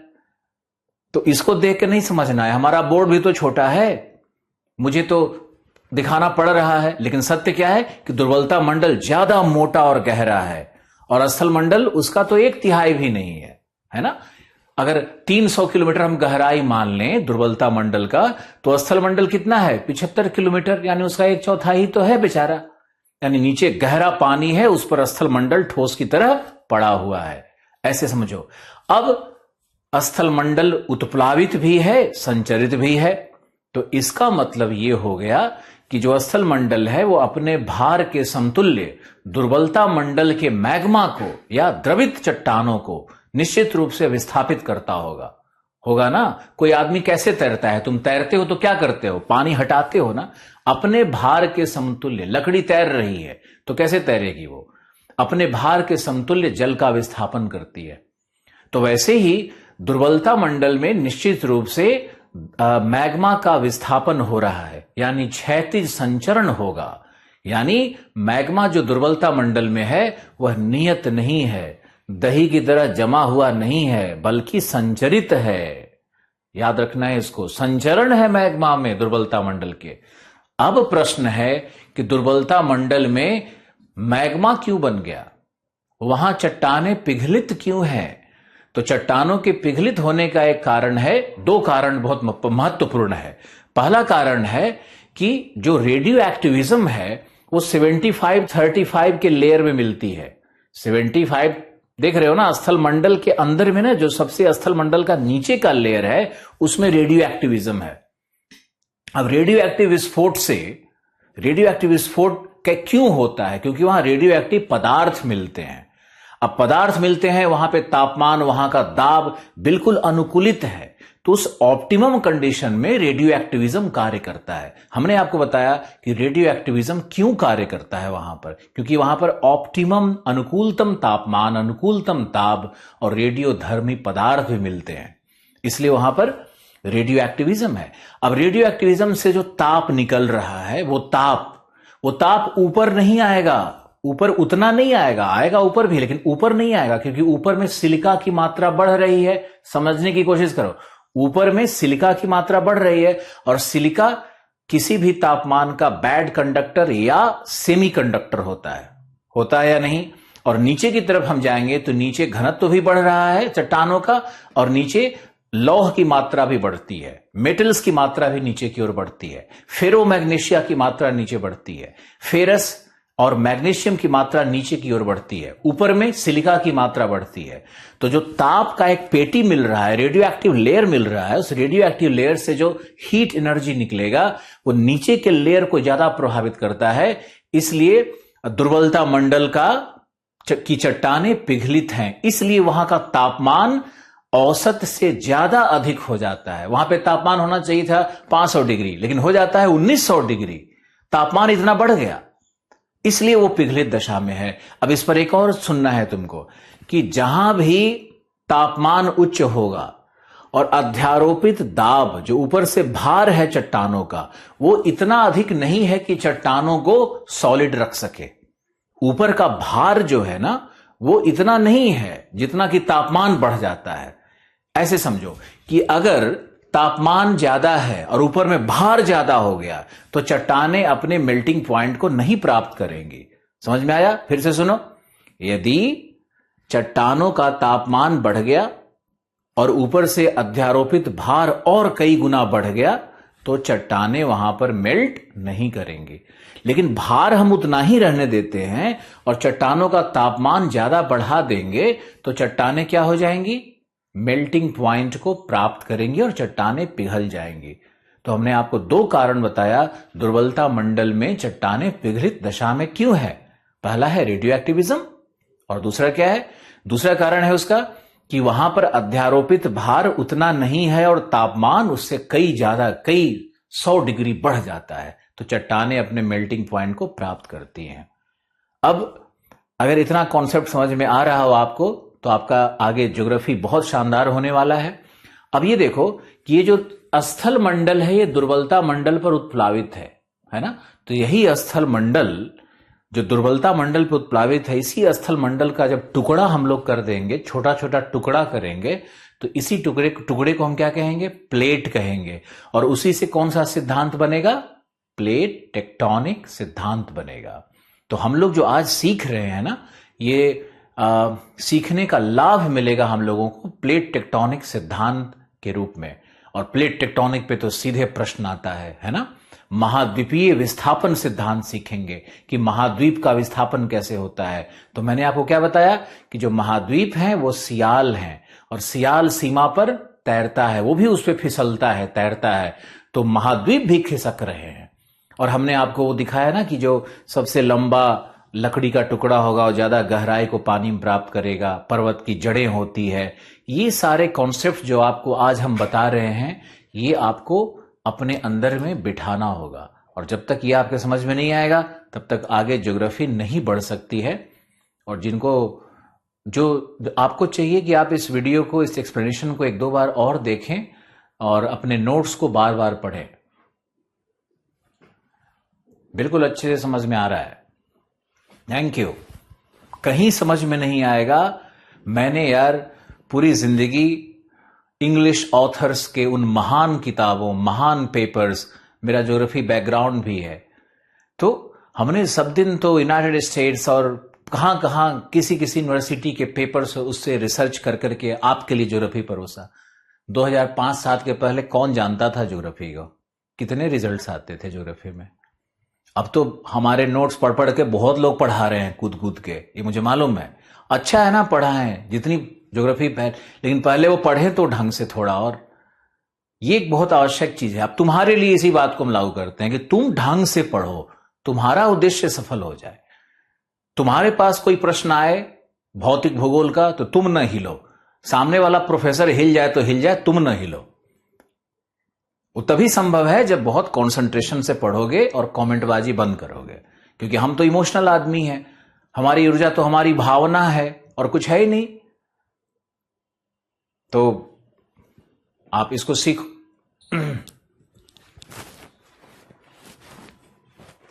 चलो ओके, अब हम लोग एक और डिस्कशन पॉइंट लेते हैं। जैसे देखो, अब यहां पर हमने आपको समझाया कि ये दुर्बलता मंडल है। अब दुर्बलता मंडल 400 में खत्म हो गया तो 700 तक कौन है? ऊपरी मेंटल। अब अगर आप इस बोर्ड के इधर देखोगे तो हमारा डिवीजन अलग हो गया। आओ प्रैक्टिस करते हैं। स्थल मंडल 0 से 100, दुर्बलता मंडल 100 से 400, मध्य मंडल 400 से 700, आग्नेय मंडल 700 से 2900। ये नया वाला क्लासिफिकेशन है, इसी को हमने अभिनव लिखाया था, अभिनव क्लासिफिकेशन। यहां ये पुराना वाला भूपर्पटी क्रस्ट 100 से 35 भूपर्पटी, मेंटल 35 से 2900, यहां से लेके पूरा ये मेंटल है। अब 35 से 700 ऊपरी, ये पूरा ऊपरी मेंटल है और 700 से 2900 निचला मेंटल है।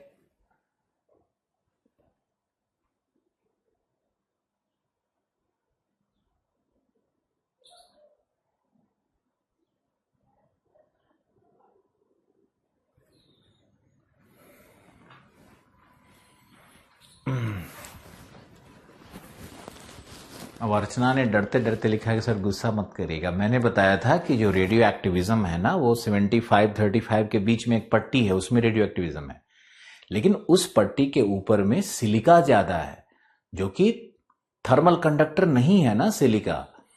और तो मान लो यहां पे एनर्जी है तो एनर्जी ऊपर क्यों जाएगा, ऊपर में तो तुमने सिलिका का एक लेयर बनाया हुआ है, नीचे जाएगा ना, तो नीचे जाने के बाद दुर्बलता मंडल को ज्यादा हीट मिलता है उस रेडियो एक्टिव लेयर से। ओके, और दुर्बलता मंडल में भी रेडियो एक्टिविज्म है, दोनों बातें हैं।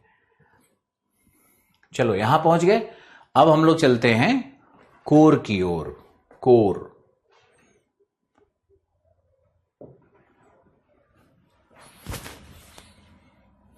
तो ये था हमारा 2900 किलोमीटर, है ना।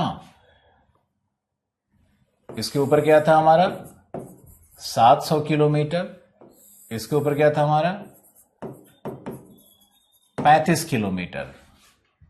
अब हम लोग नीचे चलते हैं,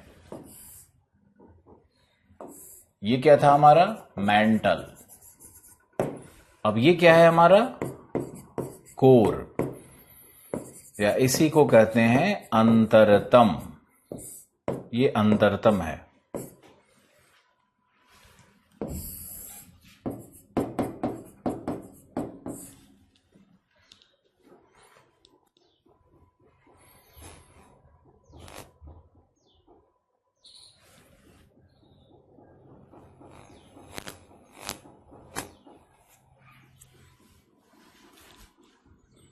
अब कोर का दो भाग हो गया, आउटर यानी बाह्य कोर, और दूसरा है आंतरिक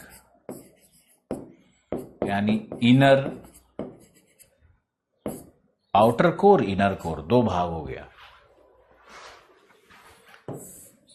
अब हम लोग कोर का स्टडी करने वाले हैं।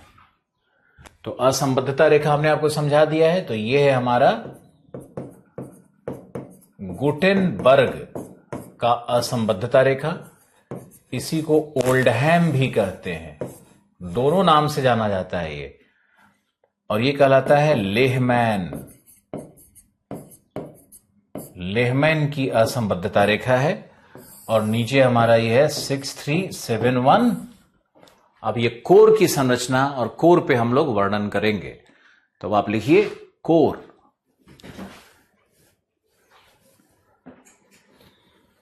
सूरज बाबू, मेंटल में सिलिका मिलता है, कम मिलता है माई बाप, ऊपर में ज्यादा मिलता है।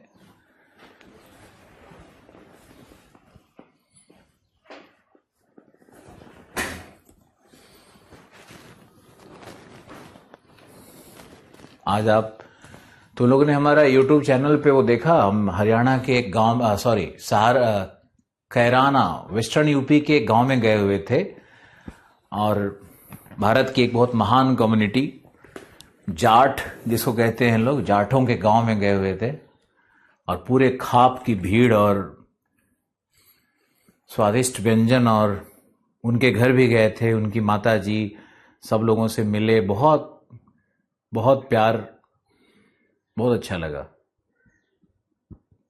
गोलगप्पा बनते हुए मैंने रिकॉर्डिंग भी किया। उसके पास एक ओपन जीप था, उसमें बहुत लंबा ड्राइव भी किया मैंने, गांव गांव घूम करके हुक्का पिया।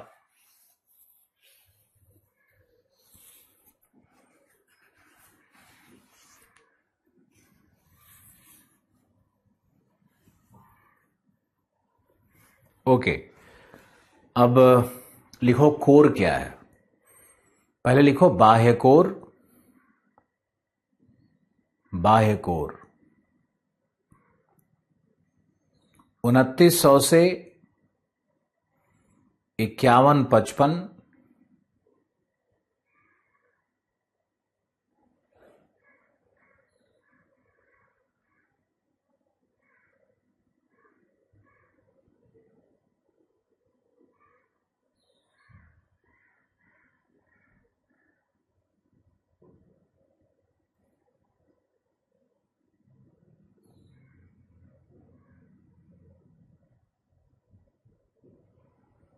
आप शामली से हैं, कैराना आपके पास है। एक्चुअली हम शामली में ही थे, वो कैराना नहीं था, वो शामली में ही हम थे। वो शामली का ही गांव है, विदिशा या विदिशा करे कुछ गांव का नाम। मैंने शुरू में उसमें बोला था, पहला लाइन ही मैंने बोला था कि मैं विदिशा गांव में हूं, शामली के, शामली जिले में। अरे हुक्का पीते नहीं है भाई, लेकिन अब बुजुर्ग लोग पी रहे थे हुक्का पे, तो हम भी बैठ के थोड़ा बात बात किए, हुक्का पी लिए।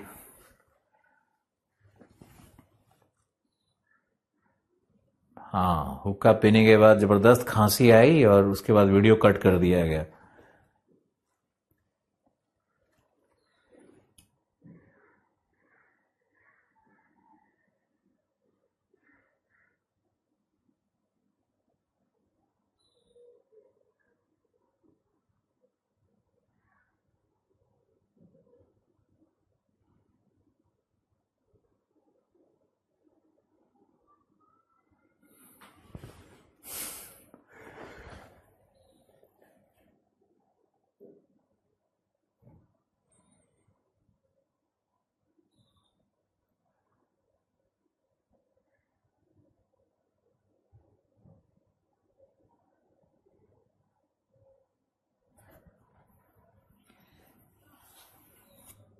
ओके, लिखो बाह्य कोर 2900 से 51-55 किलोमीटर के मध्य है। घनत्व 10 का मतलब होता है पानी से 10 गुना अधिक घनत्व। 10 तापमान 4300।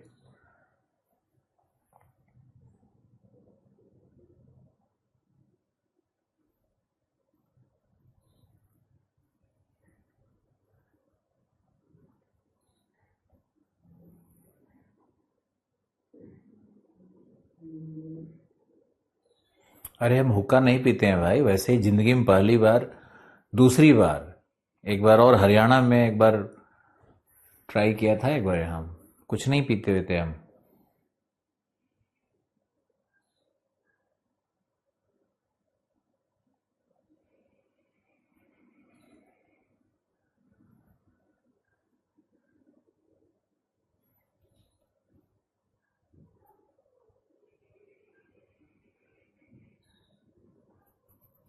नाराज क्यों हो आप? जब कहोगे हम तो ट्रैवलर हैं, चले आएंगे, क्या प्रॉब्लम है? ओके।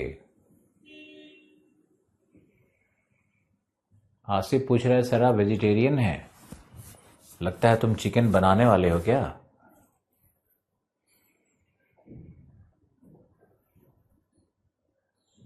बिल्कुल नहीं। दुनिया में, तुम लोग भी मेरी बात ध्यान से सुन लो, कभी भी कोई नशा मत करना, कोई नशा हो। लोग मुझे कहते हैं कि रेड वाइन पियो ना, रेड वाइन पीने से इंसान लाल होता है। हम कि ना भैया, हम दूध पी के लाल हो लेंगे, मक्खन खा के, रेड वाइन तुम ही पियो। ये सारे रेड वाइन पीने वाले ना आज के डेट में हिल गए हैं।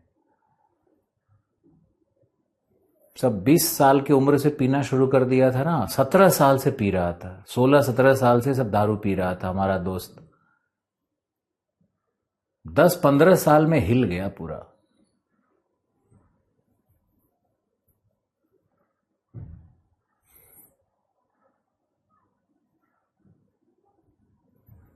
जरूर लाखन। चलो अब लिखो इसको कि तापमान 4300 सेंटीग्रेड, घनत्व 10.0,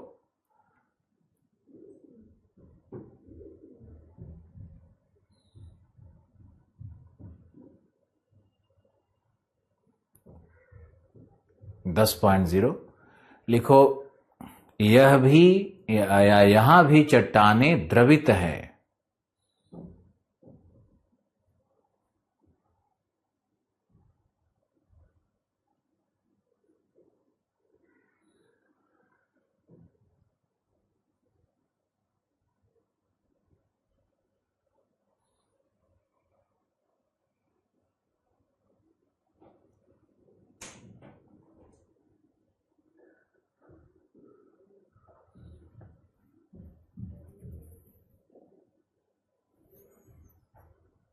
चट्टानें द्रवित हैं क्योंकि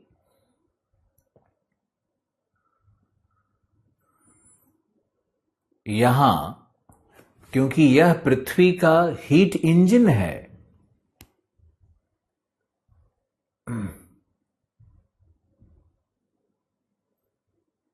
पृथ्वी का हीट इंजन है।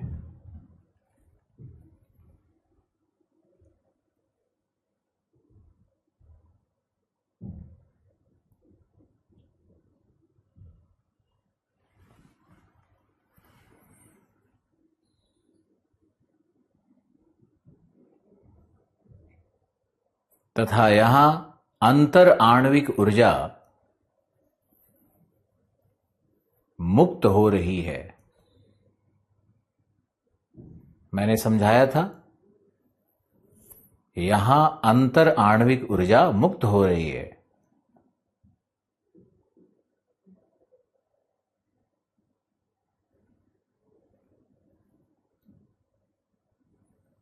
बिल्कुल नहीं कृप्ति, हम क्यों नाराज होंगे किसी से?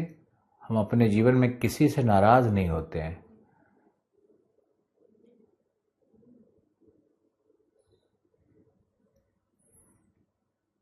तो आप लिखो,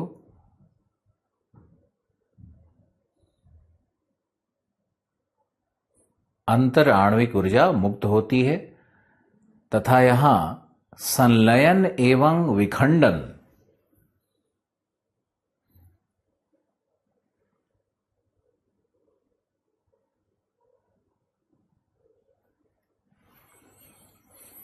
संलयन एवं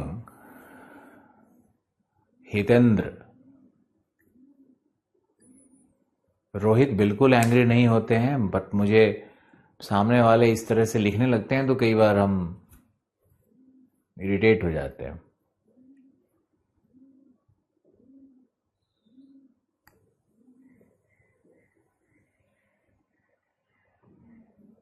लोग तो कहते हैं कि यार तुम्हारे साथ जिसको ही मौका मिला, एक बार भी कोई अगर मेरे साथ कहीं ट्रैवल पे चला जाता है तो वो तो ये कहता है कि मुझे तो जिंदगी से भी प्यार हो गया, तुमसे भी हो गया, जिंदगी से भी प्यार हो गया, और तुम कह रहे हो कि मुझे गुस्सा आता है। बिल्कुल नहीं आता है।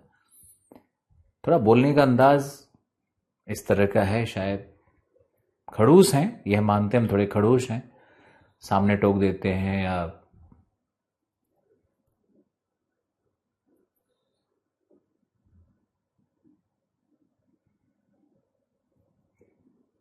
गुस्सा होना जायज इसलिए है क्योंकि मुझे लगता है कि ये लोग क्यों नहीं सोचता है कि ये सब समझा देगा, सब लिखा देगा, अच्छा करेगा, चिंता मत करो। चलो लिखो, चट्टाने यहां पिघलित हैं क्योंकि यहां पे संलयन और विखंडन दोनों क्रियाएं हो रही है। सूर्य में सिर्फ क्या होता है? संलयन। इसमें यहां क्या हो रहा है? विखंडन भी हो रहा है। लिखो, इसके अतिरिक्त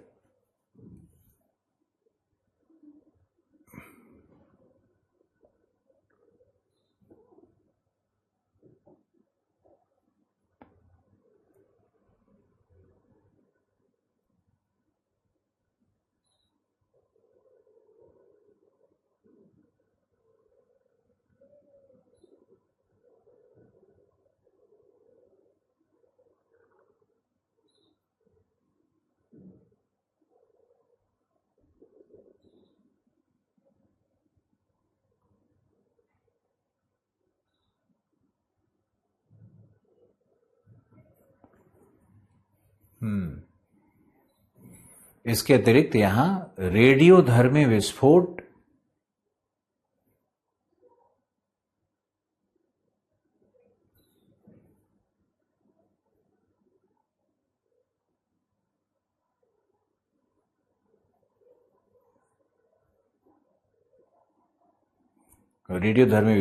भी प्राप्त होता है।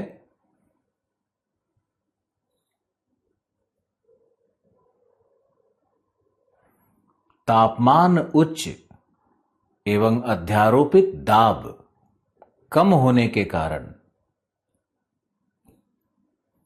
तापमान उच्च एवं सापेक्षिक अध्यारोपित दाब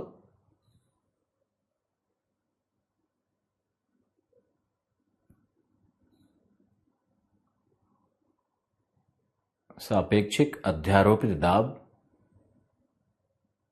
कम होने के कारण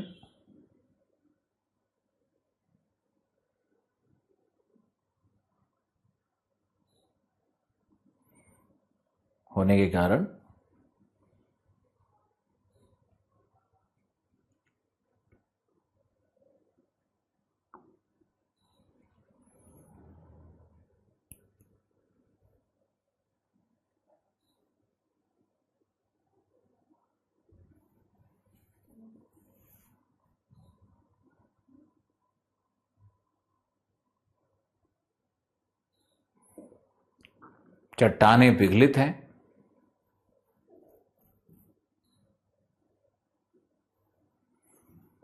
लिखो यह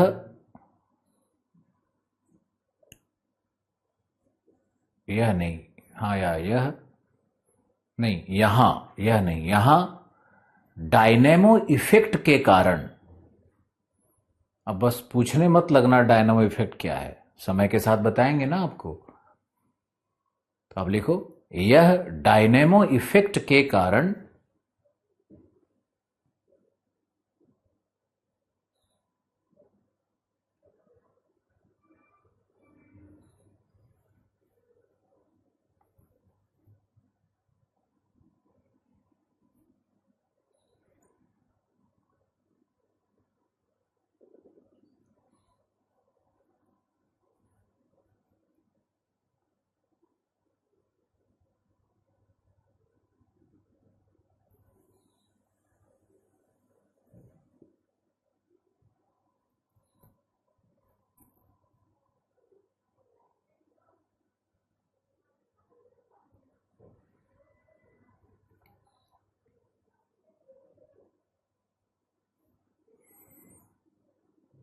इलेक्ट्रोमैग्नेटिक वेव्स, विद्युत चुंबकीय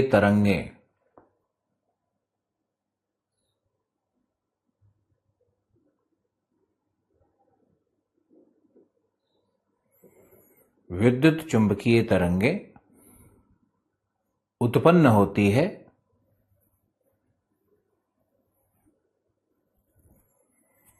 जिससे पृथ्वी में चुंबकत्व के गुण व्याप्त हैं।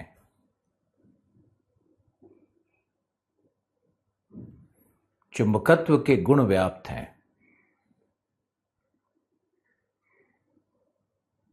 तथा पृथ्वी का उत्तर चुंबकीय ध्रुव प्लस पृथ्वी का उत्तर चुंबकीय ध्रुव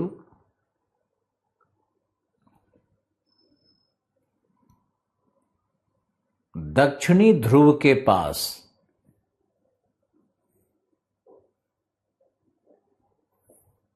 तथा दक्षिणी चुंबकीय ध्रुव माइनस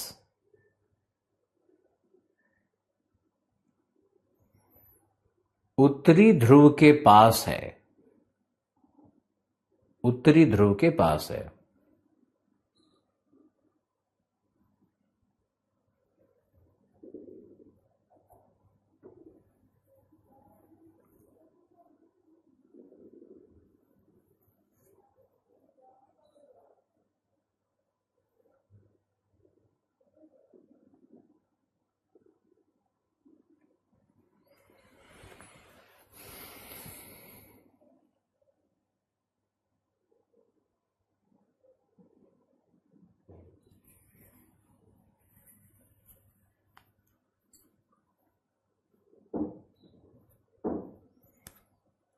जो नॉर्थ मैग्नेटिक पोल है वो दक्षिणी ध्रुव के पास है, जो साउथ मैग्नेटिक पोल है वो उत्तरी ध्रुव के पास है। उल्टा है, हमारे उत्तरी ध्रुव के पास पृथ्वी के मैग्नेट का दक्षिणी ध्रुव मिलता है, उल्टा है।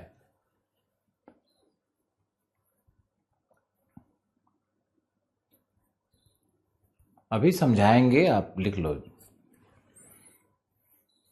आगे लिखो।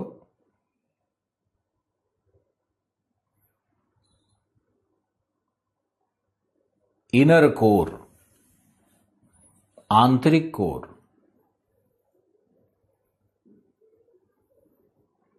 आंतरिक कोर ठोस अवस्था में है,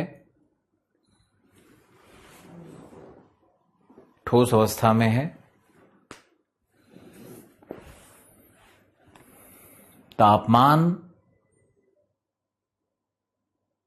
6000 डिग्री सेंटीग्रेड,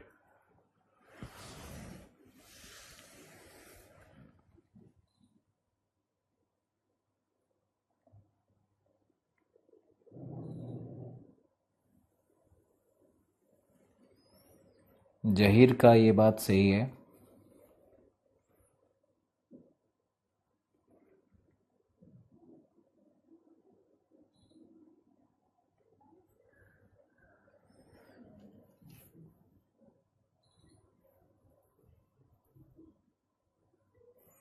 फिर से लिखो, इनर कोर ठोस अवस्था में है, तापमान 6000 डिग्री सेंटीग्रेड, परंतु अध्यारोपित भार 3.5 मिलियन एटमॉस्फेयर, कल बताया था। अध्यारोपित भार 3.5 मिलियन एटमॉस्फेयर, मिलियन वायुमंडल। एक वायुमंडल कितने भार के बराबर है? 14.7 पौंड।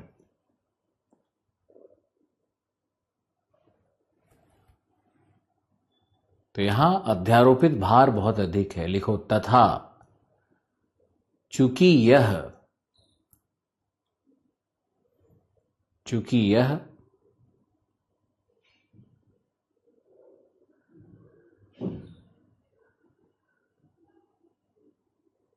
निकेल एवं फेरस जैसे धातुओं से बना है,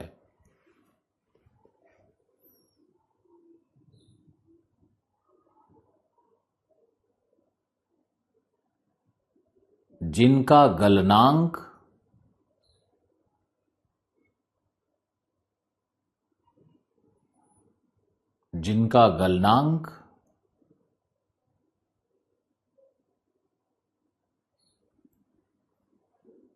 अति उच्च होता है,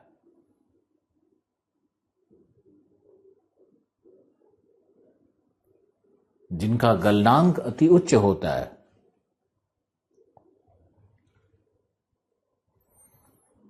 कोर क्यों ठोस है? कोर इसलिए ठोस है, एक तो अध्यारोपित भार बहुत ज्यादा है, दूसरा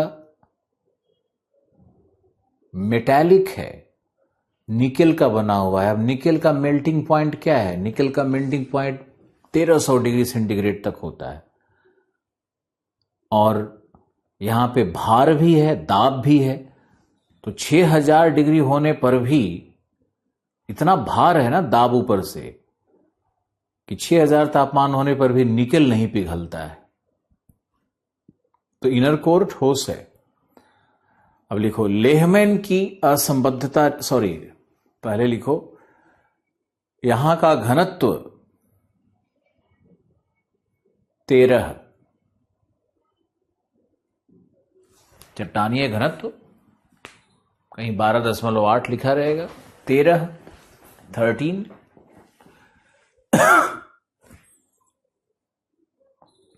तथा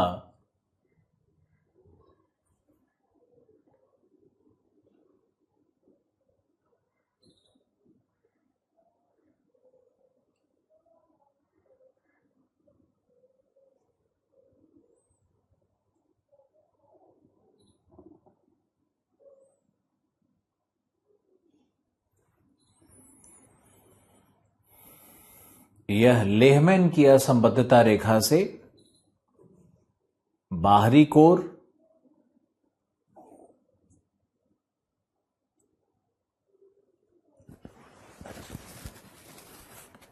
एवं गुटेनबर्ग की असंबद्धता रेखा से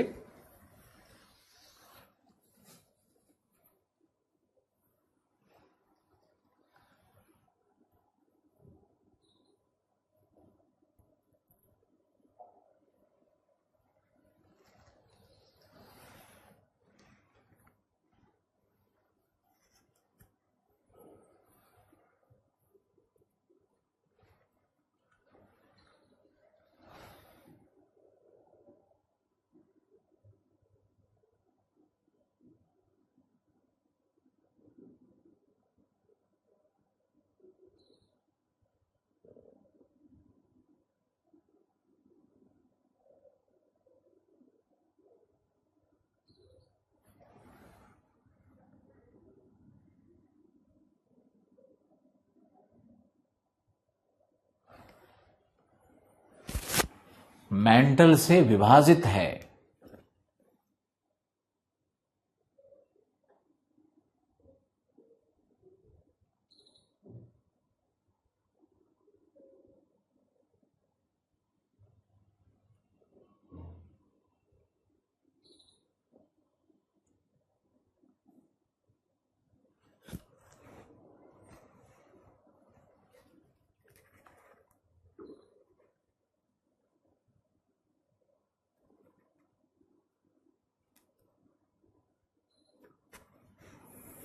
बस, और आउटर कोर और भूकंपीय तरंग, भूकंप छाया प्रदेश, ये हम कल आपको पढ़ाएंगे, या जब भी हमारा नेक्स्ट क्लास है हम उसमें पढ़ाएंगे। चलो अभी के लिए टेक केयर, थैंक यू।